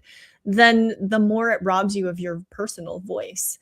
And if you rely on it all the time, then suddenly, okay, if you're asked to draw something on paper from scratch without any tools, then you may not know how to do that. And then that sort of, it's robbing us of our personal identities, I find. Oh yeah. And so, how do you preserve those human skills, and how, especially for commercial art, because I know there's this notion that big companies don't care about artists, and the art is just a vehicle. And it's good and healthy knowing that going into the industry, okay, I'm just doing this for money. I have my personal projects. I know you have books that you want to publish, and you have all of these personal things that you want to do now that you've done it. But artists will still need to work and sustain ourselves. Yeah. So do you recommend that, artists who want to preserve their personal integrity and do not want to use AI, that they do it on their own, that they go on their own? as independent creators, because now we have tools that can reach the entire world, vehicles like YouTube, self-publishing platforms, where before you relied on a big recording studio to be able to even make a song. And now you can record a song, upload it to YouTube. It can go viral the next day, and suddenly you're, performing at the Super Bowl. Like, this can all happen so quickly. Yeah. And I think as these big companies are, if they do say, oh, we don't care about the artists, we're just going to use AI for everything, I feel like that is going to end their business. That's going to, all artists will become independent, because who needs these studios if they don't care about us? We want to try to help our students navigate that future. And so a lot of people do think that going independent is the best way, and probably even more. It's definitely more possible now than ever before. Yeah, and I think people will always seek that out. Because when you look at the social media and now, like, banning 16-year-olds and under from using social media in Australia and now here in Canada.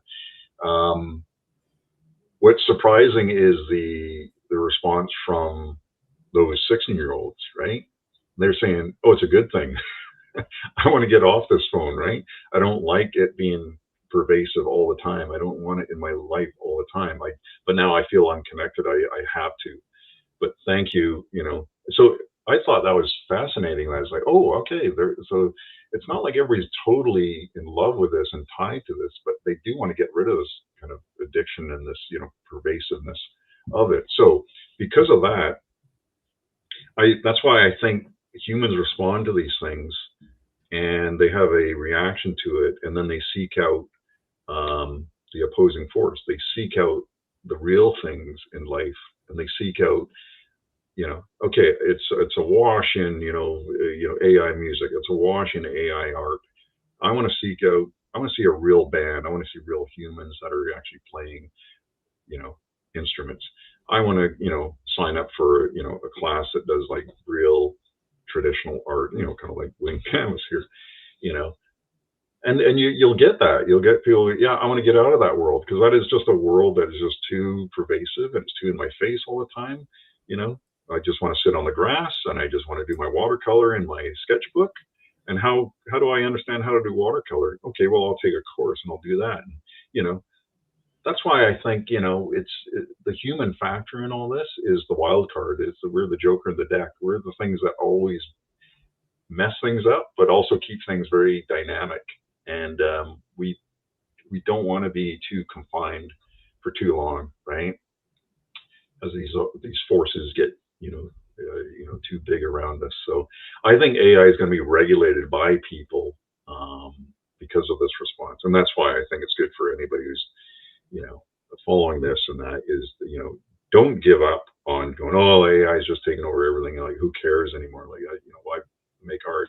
No, your voice in pushing back and actually saying something, and about constantly, reminding people that there's human art out there, that's one voice amongst many. And that is the thing that's going to contain it. That's the thing that's going to change the, as far as it gets, or, it's not, we can't let it own everything, because it's just, otherwise what are we as humans, right? So have, push back and use your voice, and actually, if it doesn't feel right, it's probably not right, and that'll be the thing that shapes it along the way. So again, 25 years from now, when we look back and go, well, AI was starting to get this big, but then it kind of got shaped into this type of thing, and it's only used this much. Well, why did that happen? Oh, because the human response. We actually shaped it. We actually pushed back, and we made it what we wanted it to be.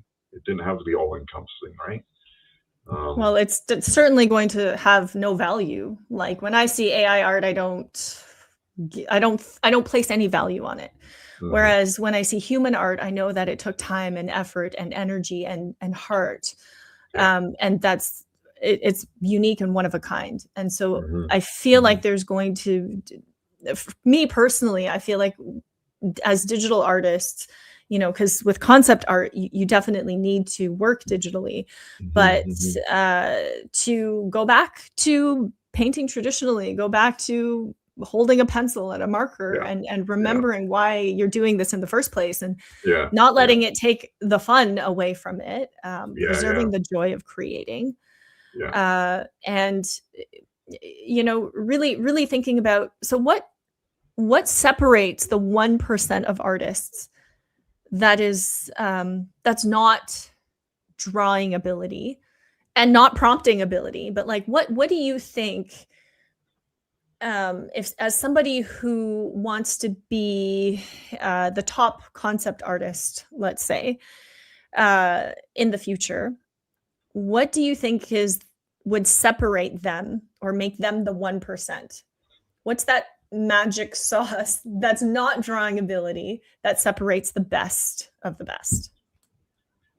Yeah, it's developing that artist eye, for knowing what's good and what's not good, in art, or because that's the key thing. When you're making video games and where you're working as a concept artist, you have to develop an artist's eye that is built on something that understands what is attractive, what's relatable, what people respond to. Because somebody without an artistic eye, and we know many of them, like could be family and friends, just never, you want to stand out as somebody who knows the difference between what color palette works and what doesn't work, and what composition is and what values are, how a picture is made, what makes a good picture, and because that will make you stand out from somebody who just doesn't know. And we've all seen bad art where it's like, it's just bad, it's just not working. But then you see some good art and you go, oh, that's interesting how that works, right?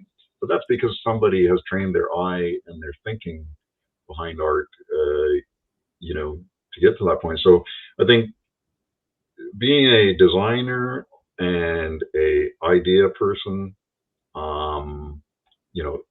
and I've come across many artists that aren't actually artists. It's quite a lot of them actually that don't know how to draw and all that, but they're art directors, Yes. And it's like, oh, that's interesting, because like I always thought, oh, all art directors, they must be fantastic at drawing. It's like, no, I can barely even draw. Well, how'd you get to be an art director? Well, they develop the artistic eye, right? They develop the way of making decisions for what makes good, content, and what makes good art as a final product, right?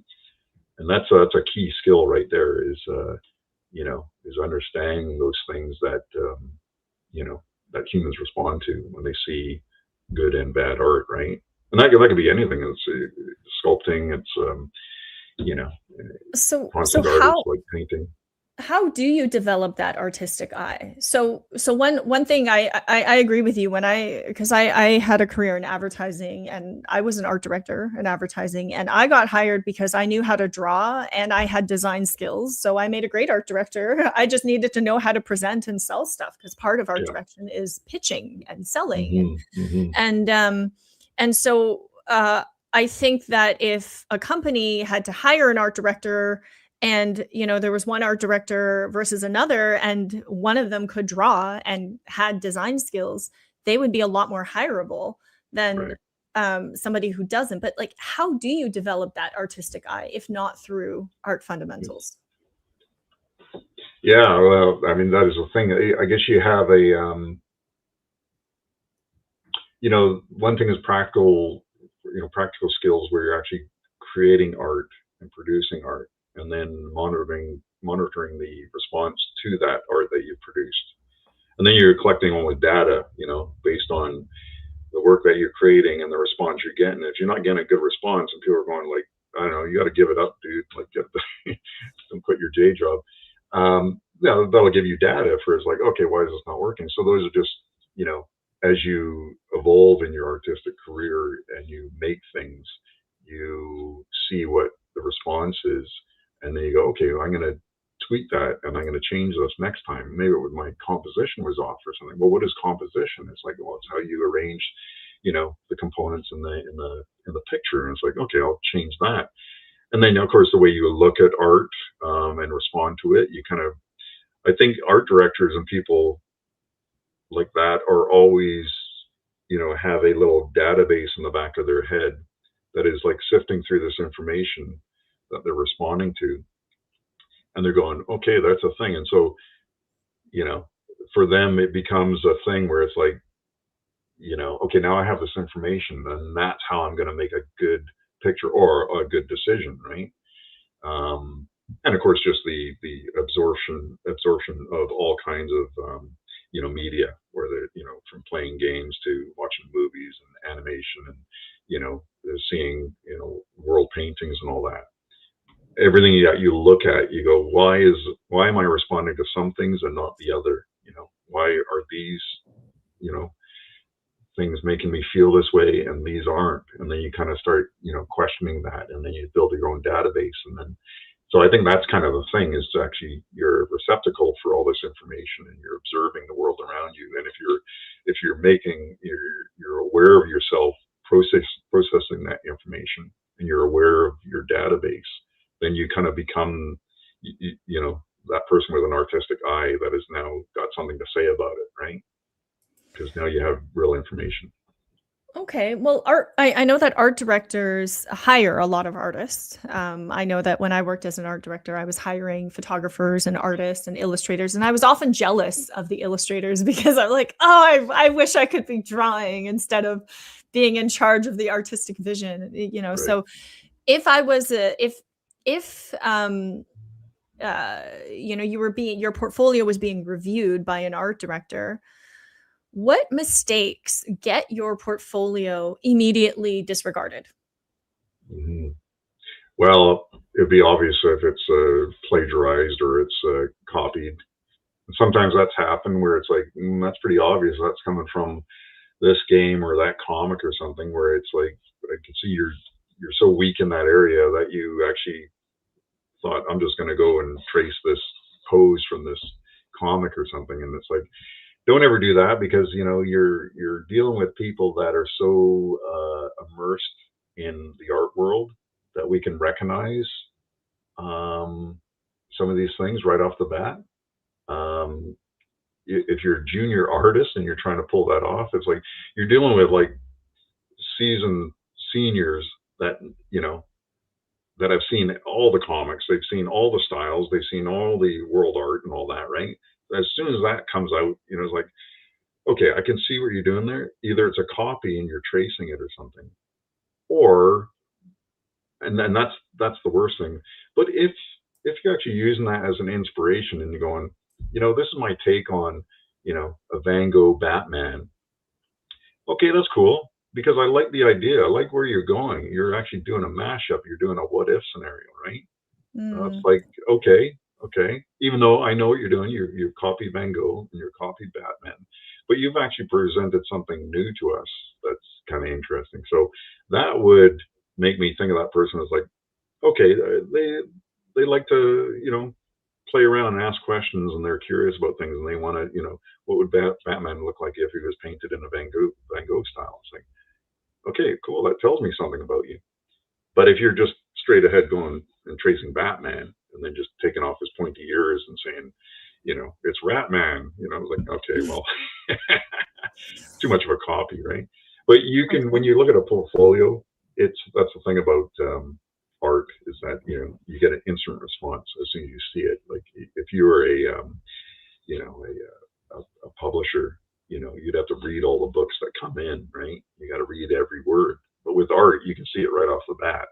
You just have to lay somebody's portfolio in front of you, and you go, good, not good, no, and you go through that process so fast, because like nothing. Yes. Okay, they got something. That's kind of interesting how they did this. Okay, let's just put that aside, right? Yeah. And you can see when somebody's got and they don't, and whatever that thing is that they're not just another run of the mill, rubber stamp kind of artist. Like and it goes back to everything we've talked about. they're an artist that has something to say, something to give, something to express. They've got interesting ideas. They're curious. They go for the what if scenarios. They do mashups. We could see that because from a company's perspective, you're like a wheel that we want to attach to the vehicle, this giant vehicle that's humming along. We don't want to put a square wheel in there. We don't want to put a wheel that's going to give us problems. They're going to go flat. And we could see that right off the bat. It's like, oh, this person, oh, that's really interesting. They've got some depth. I could see them if they're in this game and they're a concept artist. I can kind of see them coming up with a lot of wacky ideas, and that's exactly for this game. Okay, put that person aside. That's great. The other person that's standard run of the mill is like, well, if we put them in place, it would be standard run of the mill stuff. Maybe. But arguably, like at least there are standard run of the mill things that need to be done, or do you feel like yeah. I mean, do you feel like those jobs are going to disappear and because of technology and this whole AI thing? I was talking more about concept art and stuff because that is a very creative kind of but gotcha. There's a lot of roles within game making where you might be just somebody that's working in ZBrush making jerseys, right? For sports characters. ZBrush is like a 3D program, but it's very kind of nice and organic. But even those portfolios would stand out, in the wrinkles and the details and how you did the jersey for like a FIFA shirt or something. You'd be able to pick that out because it's like, oh, I love how you kind of the thinking behind those wrinkles there, because you really thought about the movement of the sleeve. You didn't just put wrinkles everywhere. You actually put them in the right places where the sleeve, moves, and you got that seam. The seam shouldn't be like sitting right on the edge here. It should be just on the top or something like that, right? And those are like the tiny details that can be seen in in anybody's portfolio, and that goes along the line, whether it's rigging and lighting and texturing and all that. It's the artist that actually just has that extra observational kind of bonus eye for art that just adds that puts them over the top, because they can all look really good, all these portfolios in front of you, but it's like those few that just pop up with the extra little specialness to them, that you put those aside, and that's how it goes, because out of 20 portfolios you go, we got 2 or 3 here, let's put those aside, and then you get rid of those rest and you go, for those 3, what do you think? And it's like, and then it gets into like minute, like, I think this this person might just have some, and it gets so granular at that point, right? That you feel sorry that you got to let the other people go, but it's like, oh, because you're all good. I mean, I've definitely seen artists with amazing skills, but they never make it professionally. Yeah. And it's it's like a puzzle. What does it actually take to work in the industry? I mean, considering not going on your own, but actually working for a company. You mentioned kind of being a wheel, or being part of this machine. Yeah. Do you think that, for example, personability, or just having a sense of humor, or just being completely wacky, because whenever I see a portfolio, I can definitely see skills, but when I see somebody has humor, or they are able to tell a story really well, or they have something that that stands out from the norm, it's hard to put it in words, because it is something that you see instantly. For me, it's humor. If you can be funny, like if you can make me laugh, or I look at your portfolio and I'm like, I want to work with that guy, Right. Oh yeah. That's really what sets it apart. Because humor is the sign of intelligence and human intelligence, right? Because I don't think AIs know how to be humorous. They can mimic it, but that is a true human skill. And I think making somebody laugh, whether it's through art, whether it's through words, is a skill that is very undervalued. Well, I mean, that's huge, because I realize that years ago at EA when they were interviewing people. I thought, oh, really? So almost half of it, of your, percentage or whatever, half of it is actually your personality. I thought, Yeah. wow, I thought that was just going to be a small part of it, that it's all about your skills and but no, they'll look at you as like, do you fit into, this company? Do you fit with us? So let's look at your portfolio. Okay, you got some skills here. That's great. You can kind of fit in with the skills. You could be on the ground running with stuff, and we can train you for the rest of it. That's a huge part too, right? If they see you got potential, but you're thinking like, yeah, but I don't know that program. I'm not really sure, but they'll go, they'll see that and they'll go, don't worry about it. Your other staff tells us that you can actually be trained and you'll understand this. So we're good with that. And then the other half is like, can this person work in a team? Like, how are you working together in a team? Are you, because everybody's different. And you don't want somebody just all happy-go-lucky all the time. It's like, yes, sir, yes, sir. You do want somebody that's, does challenge things, but not so much that they're real stick in the mud that you just can't get anything out of them. And Yeah. man, I mean, after working with so many people, like there's some people that are just like, how is this person still here? Like, and they've had, so many warnings, and it's like, oh, they're just the worst. Nobody wants to work with them. And it's like, oh, and then if they leave, it's like, well, I'm glad they're gone. And that's a bad personality because that infects the whole team. Now Yeah. people just don't want to work with that. You need all these, pieces to work together and flow together. So you want agreeable people, pleasant people, people that can compromise, right? But also people, that do challenge things and actually push back and have something to say, you know, because you don't want everybody just to be a yes man for everything, right? Otherwise, oh, there's failure that comes from that too. So Yes. you're looking for somebody that can deliver and actually yeah, be a person that's kind of well rounded in a way that you know you're always delivering your skills, but you're also delivering a personality that is helping the team go forward, right? You just don't want somebody to keep dragging them down for no good reason, right? And I've Well, seen there's many people like that. Yeah. there's this Zen diagram that I made with another one of our instructors, Kelsey McDougall, who works as a background artist in animation, and we had the same conversation about how do you get hired because it's the animation industry is so competitive, and we decided, you know what, there is a real need for personality because you spend the majority of your life at work with other people. And so if you don't like the people that you're working with, it becomes a real, it becomes a real downer. You're not looking forward to going to work. So I think personality, like she was talking about baking cookies, bringing cookies to work.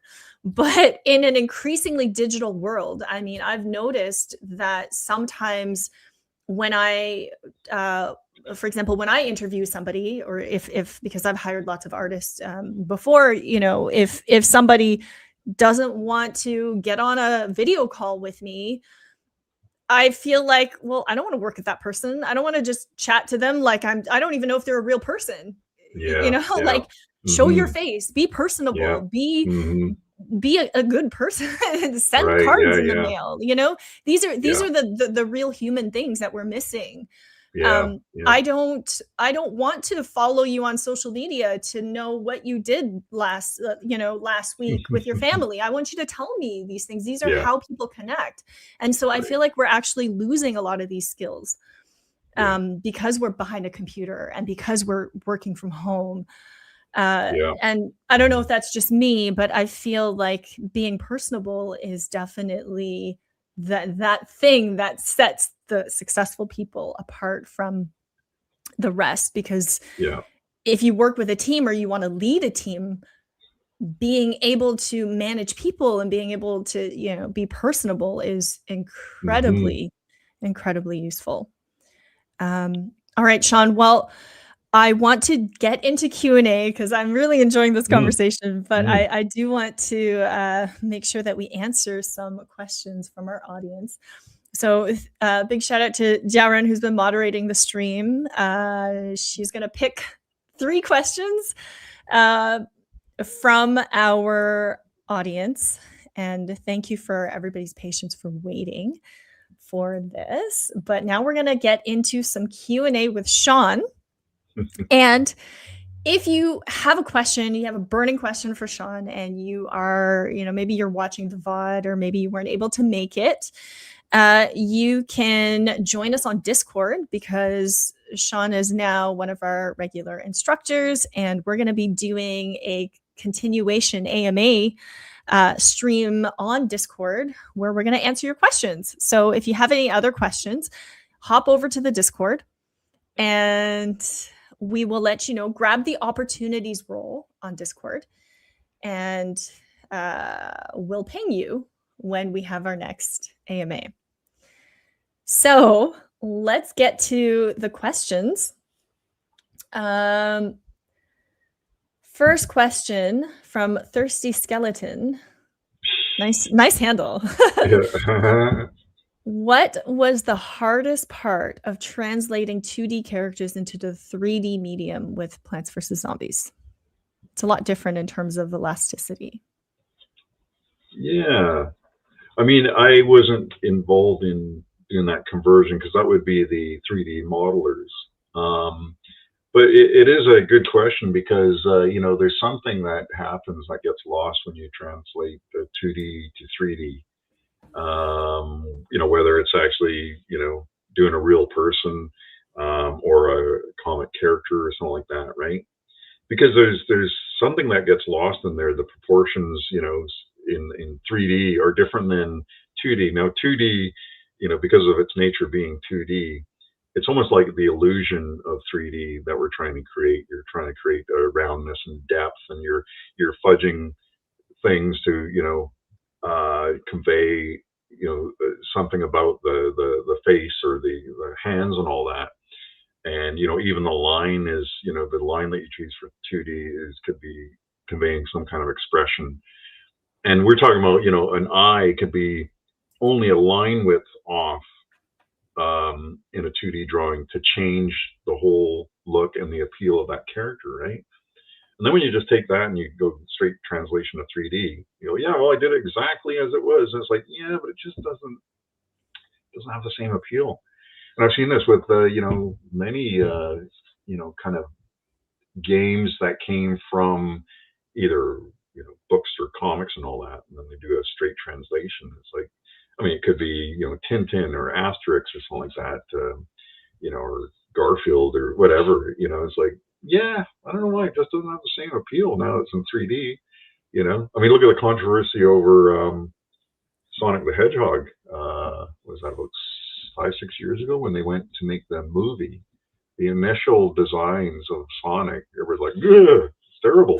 Like, yeah, but it's a straight translation. Like, what are you talking about? It's like, nah, you got to do some tweaks. You got to, and so they did some tweaks. And I can't remember. I think it was to his eyes or something, because he looked kind of creepy at the beginning, but then they changed him. It's like, oh, isn't that interesting? So there is some kind of, there's something in the universe that says you can't do a straight translation. You still have to tweak some knobs, and to make it artistically appealing as it goes into the 3D realm, right? Yeah, that's where the art director comes in, right? That's where the artistic sensibility comes in, and it's just that those tiny tweaks that make the biggest difference. That's huge. That's huge.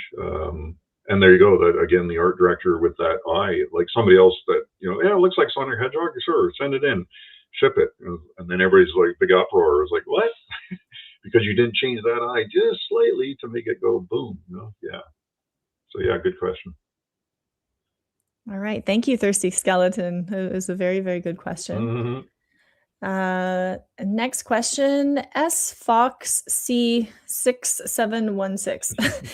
Any advice for people wanting to create their own indie game design company? So indie game design company, not indie game company. So a design company would be, and I'm guessing you're meaning a company that would actually be a contractor for designs for games. Like maybe. I'm assuming it's the entire production. Like if, Okay. let's say I wanted to create a game and I wanted to hire a team of artists, how would I, how should I go about doing that? Yeah. I mean, I'm not an expert in this, but from what I've seen, I've worked with a few small mobile game companies. Usually, see, this is the thing. You might have an idea of some games that you want to put out, but okay, now you have to build a team, right? And you got to, the smallest team I was on was probably like 8 people, and you had a programmer and the founder, and you had me as the artist, the jack of all trades, and there was an animator on there. I think there was another programmer, a couple other roles in there, but that guy who was the founder of that, he had ideas for all these games he wanted to make, but he had to put in some big money to just get the whole thing going, right? I mean, now, well, that was at a studio, but nowadays it could be all online. So, just look at it that way. It's like, I want to make game A, and this is what I want it to look like because I'm really into these games. Okay, let's go backwards from there. What are the people I need to make that? And okay, what do they want from me to make that, right? They're going to obviously want some money for that. Okay, how much money? And then you got to do a budget for, how much to pay them to make that happen. And then you got to work out a schedule. When's it coming out? What's it for? So you got to connect all these dots along the way just before you even get started and just go, is this feasible? So at the end, it's like, it's going to cost X amount of money. It's going to come out in a year and a half or 2 years after all this work. And then what do I want to do at the end of that? Am I going to keep on going and do the next game? So you have to really lay it out in a big flow chart, answer everything on paper first, do a ton of research, and then, and then that's just starting small, right? We're just talking about a little, it could be the smallest thing. It could be just like, I just want to do a goofy little app where you just, tap away or something. And it's just like one little guy jumping on a trampoline. Who knows, right? Just even that, what does it take to just make that? Is it just you at home on a program, programming? Okay, cool. But if you want anything more, you got to plot that out. So I would look at that in a scalability kind of way, where it's like, what's the least I can do and what's the most I can do? How much is this going to cost me, right? Because as soon as you want other people to do it for you, they want money. So you got to have that money ready. Nobody is going to do it as a favor, because everybody's busy, they don't have time. But money talks, and you'll get your results if you put up the money. So. Yeah, as Fox, I mean, just from a business POV, because I have started different businesses, the number one misconception about starting a business is that you're going to be doing what you love doing. So if you're an artist and you have this idea for a game, the business side of it is completely different than the creation side of it. The business side of it is you have to be really good at getting money. You have to you're going to run out of money. You're going to have to find funding. You're going to have to, be really, really good at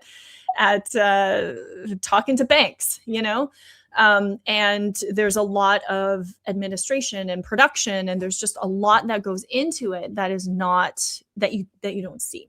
So a lot of us go into starting a business thinking, funny enough, when I started Wing Canvas, I was like, oh, I'm gonna paint pictures all day, and I'm gonna do exactly what I love, and this is a big dream. And then the reality of it was, how do I make payroll? How do I, I have to sign a lease, and I have to coordinate these things, and I've got to hire. And so like the majority of the time when you're starting a company is spent hiring, figuring out how to make money so that you can keep going and that the company doesn't die. So it's very different when you work for a company. And I would definitely suggest work for an indie company. Do it for free. The experience that you gain, even if you're doing something you love as a volunteer, or even if it's like not much pay, before you start a company, is invaluable. Don't go into it blind. Yeah. As an example, I have a friend who did just that. So, well, not exactly, but he did his own game. And so he put out one game, and it was kind of a card type of playing game. Just him alone just did that, right? That generated enough income just to kind of get him onto the next game. And it's just all of him, right? He hired me to do some of the artwork, just some concept art, and he's hired other people to do, components of it, right? But, just enough that it's within reach that he can handle things, right? He got some grants and he's put some of his own money in, but the first game just made enough to, make him a salary every year, and then a bit of funding for his next game. And then the next game didn't do anything. He spent 3 years on it. It got out there and it's like, oh my God, nothing. But it's now the first game that's generating some income. So that's the smallest you can be, is one guy, or person in a studio putting out your apps or your little games, and then you just generate a bit of income, and you might fail, and it's like, oh well, that, and his wife and kids had to kind of put up with that, him working 5 years on his games and not really bringing in any income, right? So it's like, oh boy. Whereas the other guy I was talking about, who founded this game studio, and there's 8 of us. I said, well, where's the money coming from? He goes, oh, well, he has some real estate holdings, and that's generating the income that's feeding into, his business. So yeah, it's start very small, just, baby steps, and keep building on that. So you don't want to risk too much. Yes. Passion projects are expensive. Just keep that in the back of your mind. Yeah. Good question. I think we have time for one more question. Another same same viewer. I'm studying game design at university. So what advice would you give someone new wanting to go into the game design industry? Yeah, so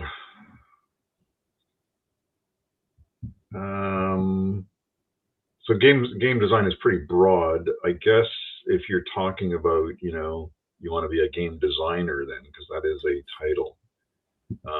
And obviously you're already studying that at university, so they know a lot about, what your target is. I guess there's, a lot of the advice that we've given in this talk.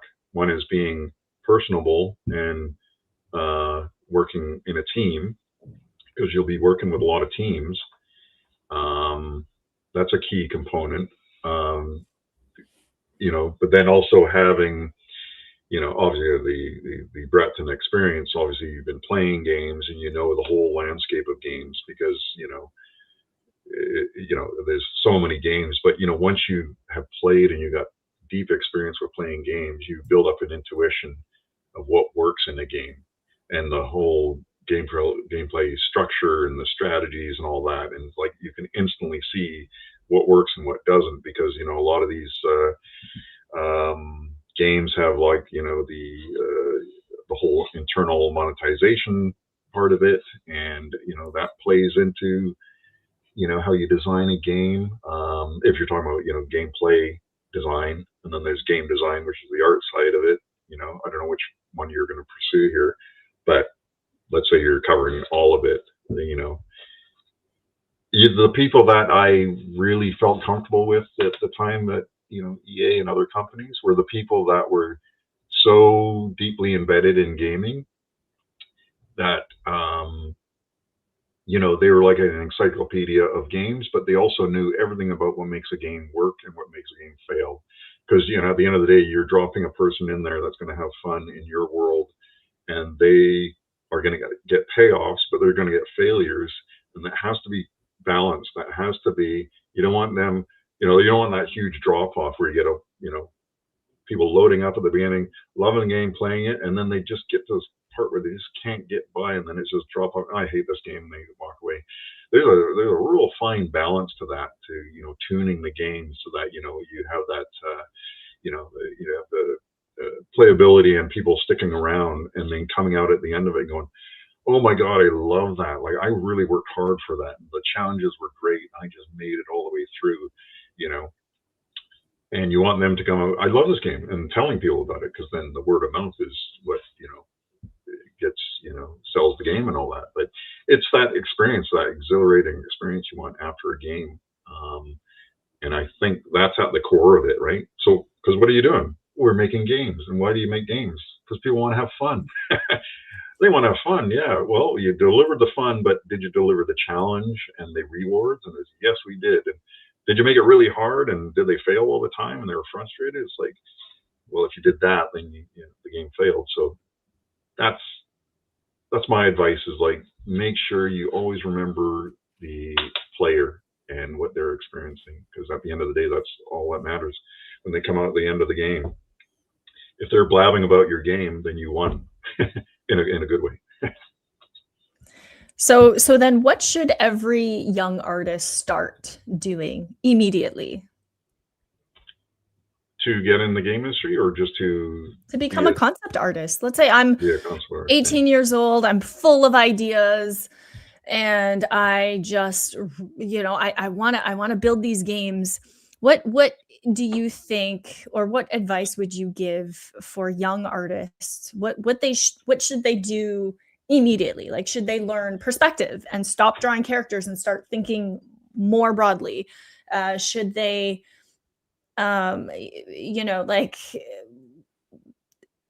should they volunteer at other studios? What would you say would move the needle forward the most? Yeah, well, so all the fundamentals, like it's like weightlifting, right? You're weightlifting because you're building up your muscles. So you're doing art all the time. So you're building up your artistic muscles, right?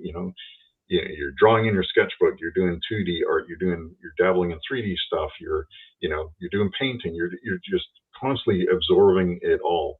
Now for concept art, the thing is, always remember that you are working for a client, right? The client wants something from you because there's something they can't do, and you're the concept artist and you can deliver that something that they can't do. Okay, so you are talking to a client that's going to pay you some money for you to give them this piece of art. So that communication between you and the client is actually priority number one, right? Because that communication has to be very clear, and you have to make sure that you're understanding exactly what they want, right? Because I've seen this happen where it's like the client will say, oh, cool, yeah, you draw me a cool car, and it's like this and that, and yeah, we'll have the logo, and I was like, okay, cool. And what you think, was what they're explaining in their head, you come back with something. Well, no, that's not. And that's the worst feeling in the world. And I've had many times like that. That's why all part of my learning got up to a point where, like, how can I hone this down to something where I know exactly what they want, and when I deliver it, it's done. Because you don't want to go through multiple iterations after that. You don't want the disappointment of them just staring blankly. It's like, that's not exactly what we were looking for. Because then it's like, wow, it's a big downer. It's like, oh no. And man, you burn so much time, and you go back and I got to redo this whole thing. And like, oh, and they wanted it for this date. And it's like, so get all that nailed, like, meet deadlines, right? Be clear and do the baby steps. Because if, like, for storyboards, let's say they want a storyboard, before I even go into the storyboard mode, I'll just do tiny little thumbnails, stickmen, and I'll pass that back to them. It's like, you're thinking of this kind of scene here? Like, how about this? And like, oh, well, I was actually thinking it might be a panorama. I was like, oh, okay, good.